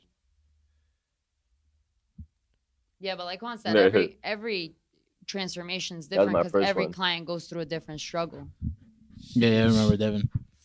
Holy crap! This is not Yeah, an iPhone? that's Nah, he don't do the Same iPhone. song. I must- He I not must- one of them. Same song. No, All don't day. do that. Don't do that. What was it? We're trying to get an Apple deal, yeah? You My know. bad. Plug it up, bro. They Bro, give you a free Hey, so iPhone. hit They me give up you a free private. iPhone. Come on, bro. We just gave you free promo earlier. Hit me up privately. Send me that new phone. I'll switch now. But Any other questions you guys got? I had one last one. I had one. Oh, I had one. But if you want to go ask, mine's just funny. Like it just doesn't. You know. So mine is just a two-part question. What is your proudest achievement thus far, and what's your next big milestone? Great question. My biggest achievement, I feel like It comes with business, right? Like Yes, like- in accordance with the Yeah. Legacy Lab. I think the biggest achievement is just bringing, I think honestly, just overall bringing the vision to life. Like I said, this was just a thought. It was something that was on my board. And like, as a human, you know, at the beginning, you doubt. Like, you know, you make your vision board, it's there, you think about it, you know, you put thought into it. But What like if I something said, goes wrong? yeah, or like, you know, you get lost in the sauce. You know, I was comfortable at where I worked. I was making good money. So it was just, you know, like I said, a vision, and like it started to become more real the more time and like feeling and thought that I put into it. But to see it come alive and to look at my vision board and it be literally such a similar picture is like, that's my biggest accomplishment, to know that my dreams are my reality, to be my own boss, to know that I could call in sick and that's on me because I created this. Like a lot of times, you know, I feel like people don't understand that everything matters. Like from the moment I started working at Dover Dairy at 13 years old and build the disciplines of saving money and all that, like sacrificing Saturdays and Sundays, working from the diner to the dairy meet and ending at 11 o'clock, like all that matters because that's what gets you here. It's not like I took out a loan and I opened up a place. Like, no, it doesn't happen like that. You sacrifice. I would put hours into reading. We would go to seminars. Carbs went to Canada. Like, you know, it's like all these little steps. And to be here, it's a proud moment to make, again, my dream my reality. And to wake up and love what I do. Fuck, there's no feeling like that. Like I work a lot of hours. I don't work. I could tell you, It doesn't I don't feel work. like it at all. Yeah. Like the back end, and of course, like you said, the big projects to come. There's always work to do, so it's like I don't leave here and I'm chilling. Obviously, there's days where I'm like, sometimes you just need to shut down for a second, like really recharge. But yeah, making my dreams my reality. That's what bigger accomplishment. Again, right now, there's bigger dreams, so there's still a lot to achieve. But the fact that this was a thought and now it's here, that's, I would say, my proudest moment right now. I mean, do you keep a count on your clientele? How many clients you have? Yeah. Okay. Right now I have 20 clients. So also that's a big accomplishment, to know that people believe in me. You know, like to know that people are investing their money. There have so many people to go to that could be cheaper, but they value who I am. They value what I bring to them, and to believe. You know, it's sometimes honestly easier to believe in someone else, but the fact that they chose me to believe in, that's beautiful. You know, you could go anywhere. You could go to a $20 boot camp, a $10 boot camp, but to invest your money in yourself, but also obviously in us, like that's a great feeling. So I'd say that's a proud, like you said, to be fully booked is also a proud accomplishment. Millie, what about you? I would say completing our first year here, because you know when you start business, you think you're gonna be like you talk with flowers and pretty stuff, but I mean finishing and completing the first year here and how great it went when it comes to clientele, the location, what we did with it, the systems we're putting in place, all that stuff. That will be a part because she talks about the vision and all that stuff. You could have a great vision, but if you're not putting in that work, you're not. That vision is just a vision. Yeah. So for us to, like you said, make that vision reality and be a year deep already and be consistent, be booked, and people still want it, and we also for just keep looking for like growth and stuff like that. But to answer your question, completing the 1 year here at the Legacy Lab, it's been a lot of proud moment because a lot of it really tells where the business could go. Yeah. The first year, and what you're able to do in like the next year and stuff like that. So. And statistically speaking, most businesses, they last on average like a year to 2 years. Mm-hmm. And that's with money from the banks. That's not using their own money. Mm-hmm. You guys use your own money. You last in 1 year. That's an incredible accomplishment. You Appreciate owe that. no one. Appreciate that. No, I Yeah. mean, for sure it was a huge achievement, and we love what we do. So and it to makes still love it, to not be tired of it and not be like, damn, did we question ourselves? Like, we don't. We know that this is it, and Yeah. that's a good feeling. I would say the next in my thought process, the next, like you said, milestone. I mean, obviously making this place as great as it could be service wise. Like, we want to give our community the best. So improving our service is definitely the next milestone, I'd say. Like, just giving our clients the best, like coming up with a system that could run itself, now Right. thinking of like our end goal. Like, you got to think of that huge picture that almost seems impossible to start planning for it. So I feel like also like you mentioned, YouTube, Juan and I feel like, aside, and our clients, I feel, could definitely vouch for this. We aren't just coaches. We listen to them. We've become like, an emotional, it's something more than just physique. It's mental. And like, to give them the advice or little things that we've applied, or like we have a little library because, it's things that have helped us get here. And people like look up to us, but like Juan said, we're just like everybody else. Like, anybody could do this. So I feel like bringing it to worldwide would be the next milestone. Like, not even just like the lab's gonna be everywhere, but mental wise, like doing like something more like teaching people the steps to be an entrepreneur, like what we said, going to the seminar, surrounding yourself with the right people. There's all these steps that matter. So again, like, one-on-one training is what was our vehicle and what got us here. But long term, I definitely think that us being more on camera, or more like, can we go where we could be everywhere and give people the knowledge and the courage and the support of knowing that it's possible, would be the next milestone. Like, just taking it bigger than just fitness, but just overall still being coaches, but of many different things, not just physique. As we also learn through the process of life, because we haven't gone through so much. We're only 25 and 28 or 29. How old are you today? Damn, we older than them, bro? Yeah. You didn't know that? I didn't know that. Yeah, we're definitely older than. Yeah. Well. So to be here now, we've only seen some stuff. Yeah. So I mean, I met Juan when I was at CCM, and then I didn't meet. I remember. I didn't meet Roxie until we was at Canada trip. no, That was I what, think we 5? met because would you come to the mind the Yeah, but I think masterminds?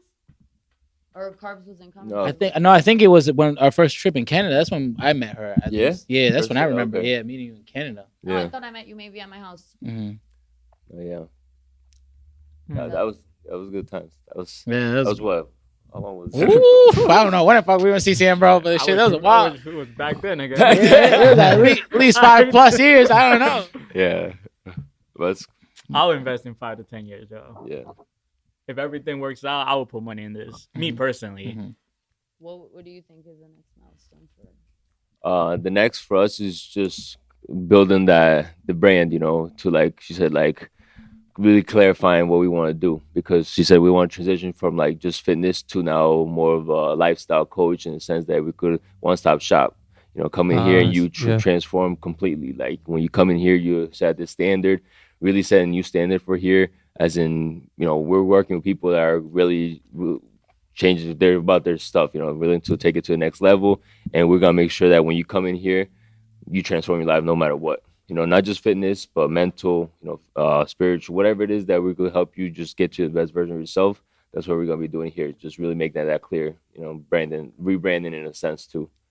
Just increasing the awareness, right? Yeah. The brand awareness. Awareness, yeah. And then also Value. like the leverage too, like, doing more online stuff, more content, all that stuff. That's going to be like, but, it's so much things, but to figure that out is more like the branding. I would say that's the next milestones of making that transition. Okay. But last one. Mhm. No, go ahead. Last one. If you were to expand to a different location, to a new location, Mhm. if you were to just add on to what you have here, which city would you pick? Africa. Just kidding. Which one pays less taxes? Yeah. Hey, Puerto Rico. Location in Puerto Rico. yeah, No, dude, that's a whole different topic. Yeah, that's a whole different.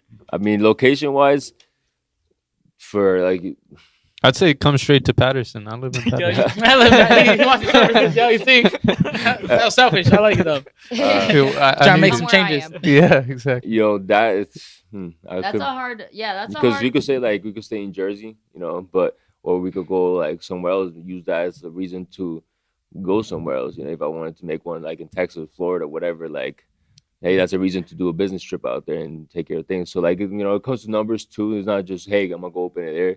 The location is important, like The all that. people, like, are they into fitness? Does it matter? Like, a lot of people go to Florida because Florida, people are trying to look good 24/7. It's Right. hot the majority of the year, but again, you could take it so many different routes. I would say that's definitely up for discussion. I personally don't want to live in Jersey for my whole life, so having a lab near me or like, again, but then also like opening a spot, being close to home is beautiful.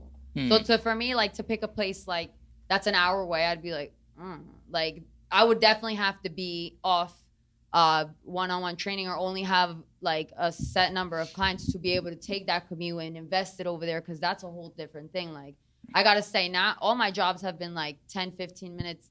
Swim Quest is probably the furthest, Cedar Knoll, so it's like 25 minutes the furthest. So like, if I had to drive any further than that, I'd be like, Yeah. You see, but if I had the like time that. freedom, maybe it would change. Like, obviously, I wouldn't care as much. I wouldn't be like rushing so much, so it would change.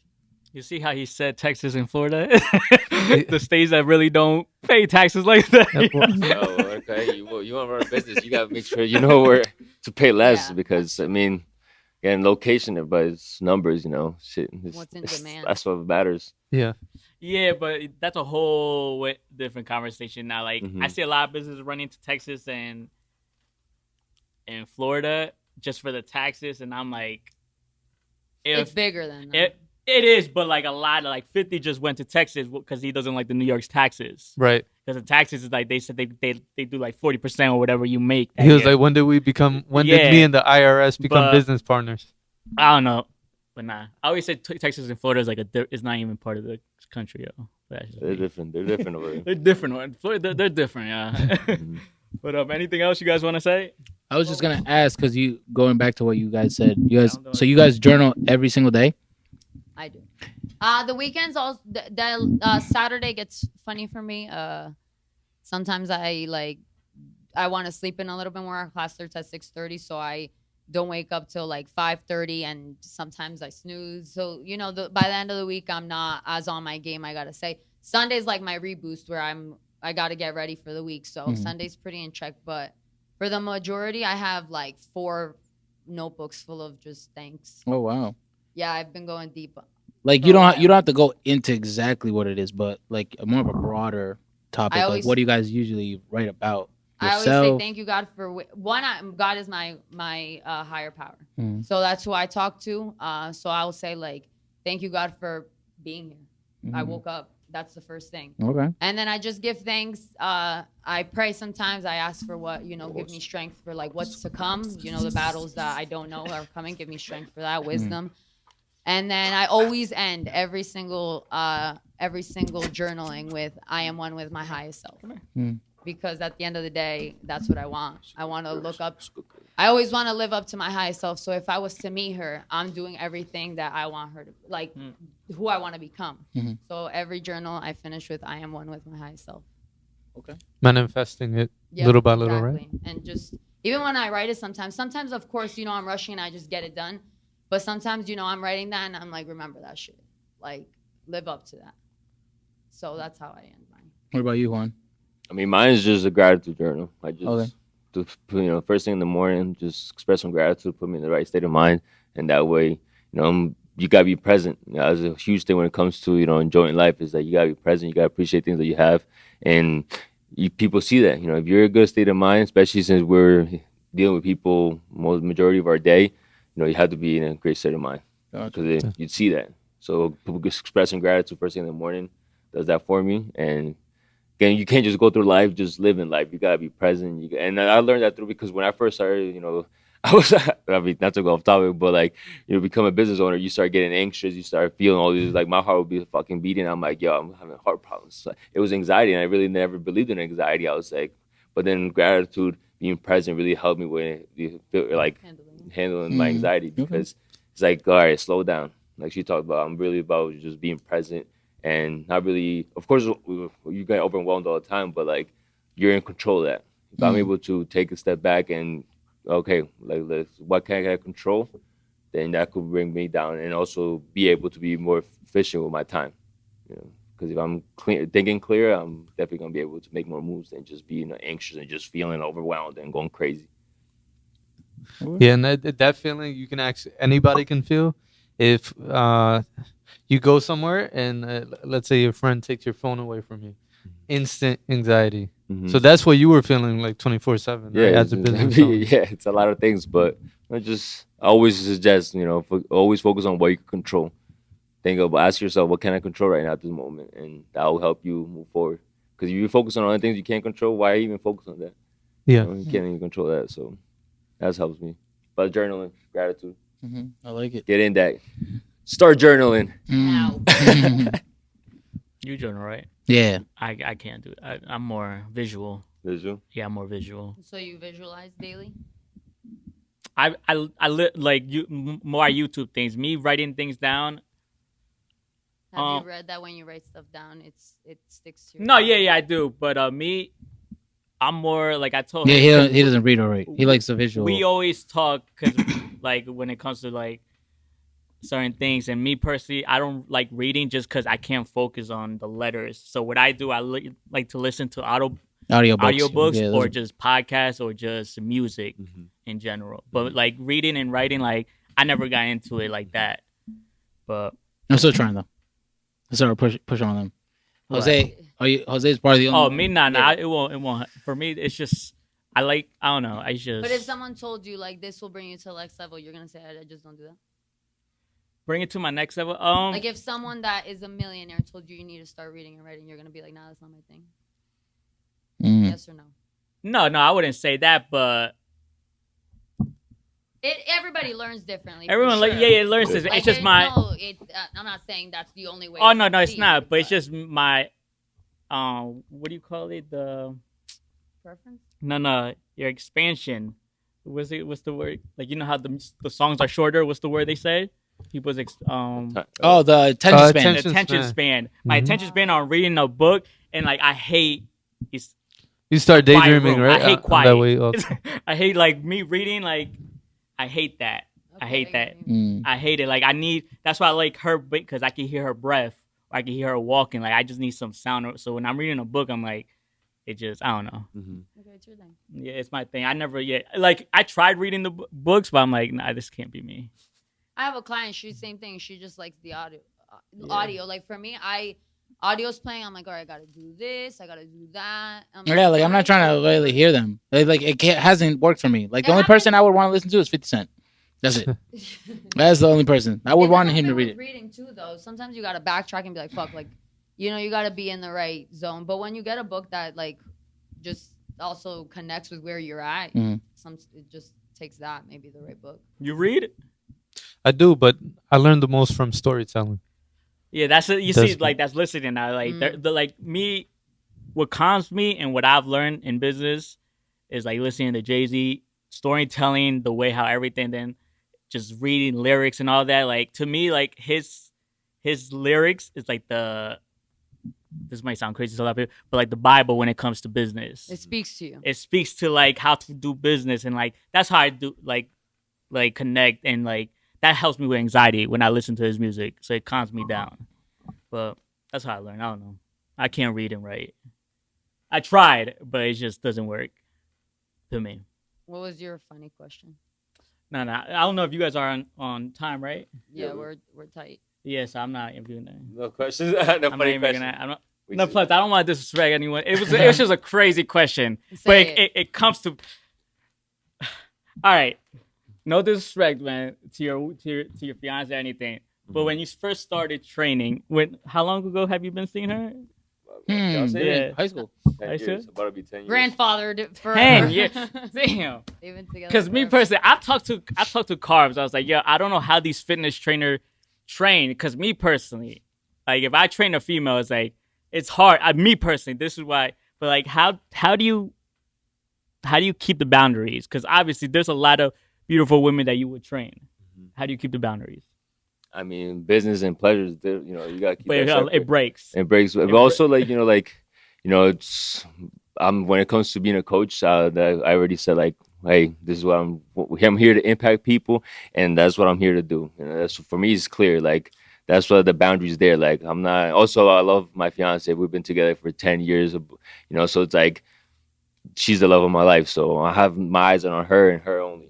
So that's simple for me. You could be a beautiful girl, walk in there, and of course, there's gonna be when I first started being a coach, she'll be like, I see some girls and she's like, okay, you got to watch out. Like, we had to have the conversation because, on Instagram too, social media was like a huge thing. Like, you posting this, you're posting that, and then getting communication. That's where we are today because we were able to communicate that. I was able to communicate that with her, and she believes in me, and she, has like that trust. Yeah, they're like, okay, he knows that he's here to do that and that only, so we communicate that, made that clear, and of course we had little obstacles here and there, but she understands, and she knows my purpose as a coach, and it's definitely at first it was a little hard, but now we know. I also feel like Juan is not the personality where he's like flirty. He's like, I'm like, nah, man. You try and he's dry, and it's just like. I'm here. I'm saying Yeah, I'm here to I'm train. here for this. Don't talk to me about nothing else. Yeah, like I'm here to Like, train. he's very like that, so he doesn't have the personality. You watch basketball, right? Yeah. You watch Ime Udoka. Yeah, huh? Like, yeah, of course, but that's like it's like Ime Udoka. Like he had Nia Long, beautiful woman, and then he messes with the VP's wife. Like, it's like how do you like? They went to the finals. The Celtics went to the finals. It's like that's how he got to the finals. Sometimes business, sometimes the pleasure sometimes breaks the business. And yeah, it's definitely. I mean, that when it comes to that, it's like you're gonna always get those temptations, like but like if like in core values, if you know what you're about and what you're here to like Your to morals. do, you're here to do. Then it's like once that's clear with you, and if you really our goal, if my goal is to build a family with my fiance, then that's my goal. No matter what distraction is gonna come to me, I'm okay. I know this is what I'm about. That's why it's just important to have clear, because you could be distracted all the time, and even when anything in life is like. But if you know what you're here to do, then fuck any distraction on me. I'm ready to just put that person to the side. So I feel like a lot of people that make that mistake is like they don't know what they want. And also emotional intelligence, like all this emotion. Hey, I'm also that the urge. I mean, when it comes to the book 5 Love Languages, you never read it, I'm or listened to it. And huge because that taught me is like everybody goes through that whole like everybody looks for that lust. And once that lust is like gone, it's like, okay, I'm ready for that little, like the high, the little high. Mm-hmm. But if you could keep feeding that high with your partner or somebody, the person you care about, then it's like that high's always going to be there. So you're not going to be looking for that high. So, it's about being emotional intelligent and be able to know what you're about and stuff like that. So I know what I'm about. So I don't have to, you could bring anything my way. It goes back to the thing of creating boundaries. And mm-hmm. Yeah. Yeah, these fitness trainers on social IG, man, be posting these girls. I'm like, yo, yeah, like you. Obviously, I know why they're doing it because they're gonna get more views. Obviously, I know, but I'm like, I can't do that, man. I'm like, yeah. I was like, you know what, man? It's not as bad as the chiropractor. Entertainment, music. Yeah. Let me just stay here. Like, they come in the fits too, and it's like like you said. I feel like I'm a last thing because I feel like a lot of girls. I'm women empowerment. Listen, women empowerment. I'm all for it, But I feel like also with the gyms now, I feel like there's certain outfits girls should not wear to the gyms. And I'm like, yo, like, come on, man. I'm trying to work out, and you're wearing this to the gym. But this is what I think. When I first started working out, I would see girls in like bralettes, shorts, and like part of me was no, not part of me. In that time, all of me was like, are you here for attention or are you here to look good? But that part of me was insecure. Now I get why they worked hard for it. Show that. I see girls like posting in like butt cheek out. Again, it's like focus on what you're there for. If you're there to train, you're not going to be focused on that. If you're there because you're looking for a partner and you're at the gym and that's why you're getting distracted, then why you're at the gym is not why you're really at the gym. Like, you know what I mean? Like if you're going to the gym and you're going there because you need to look good, yes, you'll see a girl. But if you're going to sit there and stare and like acknowledge or keep looking back, you weren't there to train. You're not committed. Because maybe you're looking for something else that you don't really. Maybe you're looking for a relationship and girls look good and that's why you're more attracted because that's what also you're looking for. But what's the difference between the way the girl dresses at the gym and the girl dresses at the club? Because they're both trying to show their bodies. Mm-hmm. Yeah, so but you're at the club to party. No. I'm not. I know, get that, but like, why do girls who go to the clubs dressed like that get scrutinized, but girls from the gym don't get scrutinized? I think they do. Not like the girls going to the clubs. Yeah, but I'm not gonna lie. I feel like the outfits that they wear at the clubs a little more. Yeah, but you're at the club to drink, to do things that like. I'm trying to go to the gym to work out, not to get like. No. But at the end of the day, both male and female, when the guy takes off his shirt or wears like the tank tops, we're trying to show off. We're trying to get attention, and they do it. That's less of showing off, yo. Well, no, we're not showing the bottom of the waist down. Oh, we can't though. Exactly, but the girl can show their ass. Yeah, they can show that they're not wearing underwear. Nowadays, you could go to the gym nowadays with no underwear. In a fucking booty shorts, just like the girls. And nowadays, that could be normal. Nowadays, anything is normal. So honestly, if you were to do that, listen, I'm not wearing them shorts. Like I see girls who don't even wear underwear go to the gym and then wear the short shorts. I'm like, yo, it's like, come on, man. I'm not. But hey, man, focus. How can you focus when they're doing squats right in front of you? Yeah, facts. Carbs. I mean, it's hard. It's hard. But I'm like, damn, I can't get caught girls looking. can't expect to not be looked at if they're dressed like that. Facts. But also, like, I mean, just respect. Don't fucking. They have. My thing is, like, if my headphones are in, I'm grinding. Don't come up to me. That's like. Well, that's another. Yeah. That's not. I'm not here for that. But again, maybe a girl would like that because they're there for that. Depends on where they're at. If they're like, I would not like that. I hate when people are trying to talk. I ain't trying to talk. I got my headphones on for a reason. My headphones are on. Don't tap me. Yo, facts. Like Exhibit says, if I'm at the club, okay, it's something different. I'm not at the club. I'm working out right now. I'm not here to talk. Again, it's where you are and what you're looking for. For sure. Concentrate. Exhibit. Concentrate. Are you here for a girlfriend or are you here to get your body weight? Nah, you should never you should never go to the gym to look for a girlfriend. You should never go to a club to look for a girlfriend. So Me personally. You should go to church. Yeah, that's no, hold up. Hold up. Go to church. Wait, you can find your girlfriend in the gym?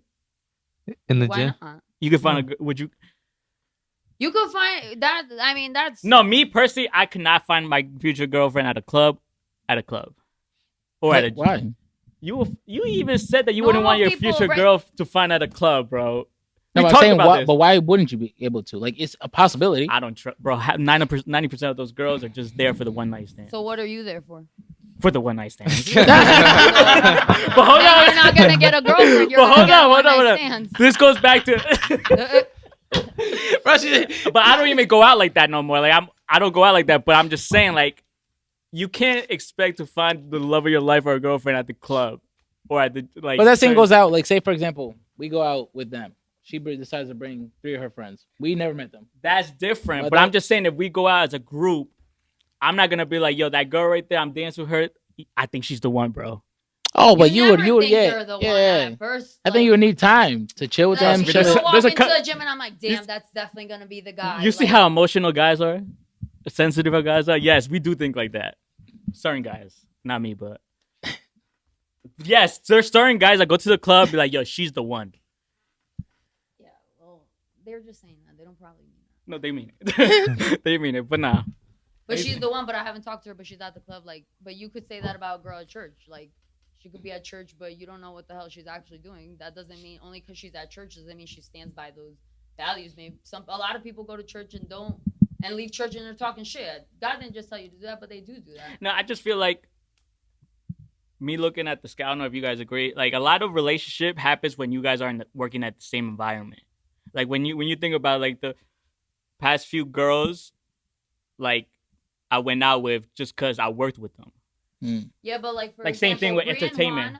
Bree wasn't into like. No, I'm not talking about that. I'm just talking about like the scale like things. Like for instance, like I don't know about you. Mm-hmm. Like a lot of girls that like friends that I know that go out with their girlfriends, they found them like working together or doing something that they like together. It could be music, it could be business, it could be anything. I don't know. Maybe that's just me. I just feel like just because you guys have more in common. Like for instance, I told the guys I can't date a girl who does a 9 to 5.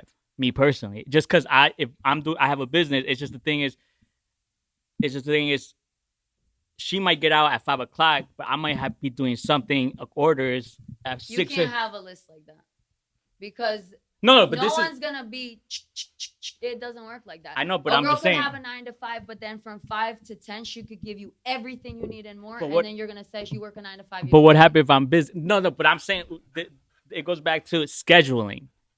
She might be off having vacation for a whole week and want to do something. Like, I can't just step away because I have a business. I might be needed to take a call on a Tuesday at 12 o'clock. But if you're 40 and you don't have a girl and it takes a call or let me find my love, it's a priority. Like now that becomes like I want a soulmate. I don't. I don't want to be in business and 50 and I'm fucking still lonely. Like it depends on where you are in your life. Right now, business is your priority. Wait, what'd you say? That was my argument. That's what. But look at because there's a no. I agree, but I'm just saying there's a time limit. Things change after a certain time. Don't rush the process. Yeah, don't rush the process. No. If you find them, go for it. If you don't, still time. Keep chilling. Keep chilling. Chill. Yeah, you can't like. It can't be too crazy. It just comes. You and Bree went to school together? Yeah. Okay. But that's different. No, I'm just asking because I didn't know that. He found her before business. It's harder to find someone when you're in business. That's what I'm saying. It's hard all the time. No, it is. But I'm saying it's easier. It's easier to we go back to Kendrick, go back to J. Cole. They have their high school sweetheart. It's easier to do that than be in business, have a lifestyle different, and then find a girlfriend like that. Because they won't understand the lifestyle you're trying to do. It's like I don't work 9 to 5. I work. Yeah, but if I work communicated with her. Yeah. But no, you can always communicate with a female. But then a week later or 2 weeks later, they're gonna be like saying something else. Yeah. Same thing with a guy. You might tell your boyfriends like, "Listen, I own business, do this." And he'll be like, yeah, that's cool. 2 weeks, a month later might be like a different story. He may be like, yo, why you not giving me time? I think in summary, like everything in life is hard. Yes. Nothing is easy. A business, wherever you find it, whether you start it. Nothing's easy in life. Yeah, whether you start. My life is, I'm struggling right now. Whether you grow through the process or you meet someone and they jump in, it's hard. It's hard. Yeah. Anything worthwhile. She has the easiest life, yeah. I swear, dogs. I wish I was a dog, man. I ain't gonna lie. Maybe you'll be a dog in your next life. Hopefully, me that's too. Good, I would love to be a cat in my next. I ain't gonna lie. I would like to be a dog. I would like to be a dog. But anything else? Last closing words? All right. If anything, just give your guys the Instagram. Thank you, please, so they know. Our lab one is the Legacy Lab, and then my personal is Roxie Mills.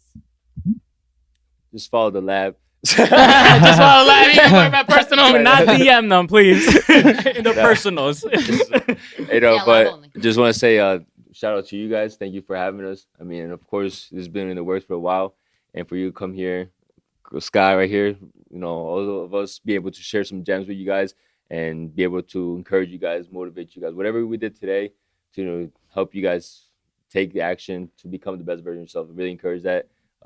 Become physically strong, mentally breakable. More than welcome to come by the lab whenever you guys are, you guys are family. So come by whenever. Appreciate you guys. Thank both of you for being She's great looking guests. for a mom, by the way. Anyway. See, that's why I'm telling you. Bless you. Tell him, daddy. Tell him, daddy. She was a mom. We're a team. Come on. She's like, these are my 2 cents. But yeah, thank you guys. And for everybody that's watching, we're here to serve. We're here to help. So if you ever have questions on anything, even if it's what books do you suggest starting to read, anything, we're here for that to help. So never hesitate. We're very open and we're here to help. So and thank you guys really for having us. You guys, you want to close it out? Close it out. I close it out. You should do it. Yeah, I think you're the best at it. Like if you podcast episode 150, what? 56? 55. 55. I go by the name of Arrow. We got Mahdi. We got Carbs. We got Sky. Shout out to Neek. He's sick, I think, because of Mahdi. You lied about your allergies job, last yeah. week. But shout out to Juan and Rox for letting us come here. Do you want to tell them the address just in case they want to come in? I mean, just go to our Instagram. The mic. Go to our Instagram in our bio. You see our address. That's it. You don't want to say? I mean, you You're can say gonna visual. You're gonna say. You're gonna forget. It's real time span. Go like check it out. 46. Drive up the hill. I've been saying time. Sounds good. Well, he got lost with the address, by the way. Yeah. He got lost. It took me up a little further down. By the church, by Presbyterian Church. Across from Shell on 46 is the Shell. Yeah, show the The Valley Dar. No, that's fake. I'm not promoting the Chinese spot right there. Yeah. I used to always go there. I've been going there for like 5+ years. Mm. But yeah, thank y'all for tuning in. But yeah, we'll see y'all next week at the crib. Peace. Later. Bye.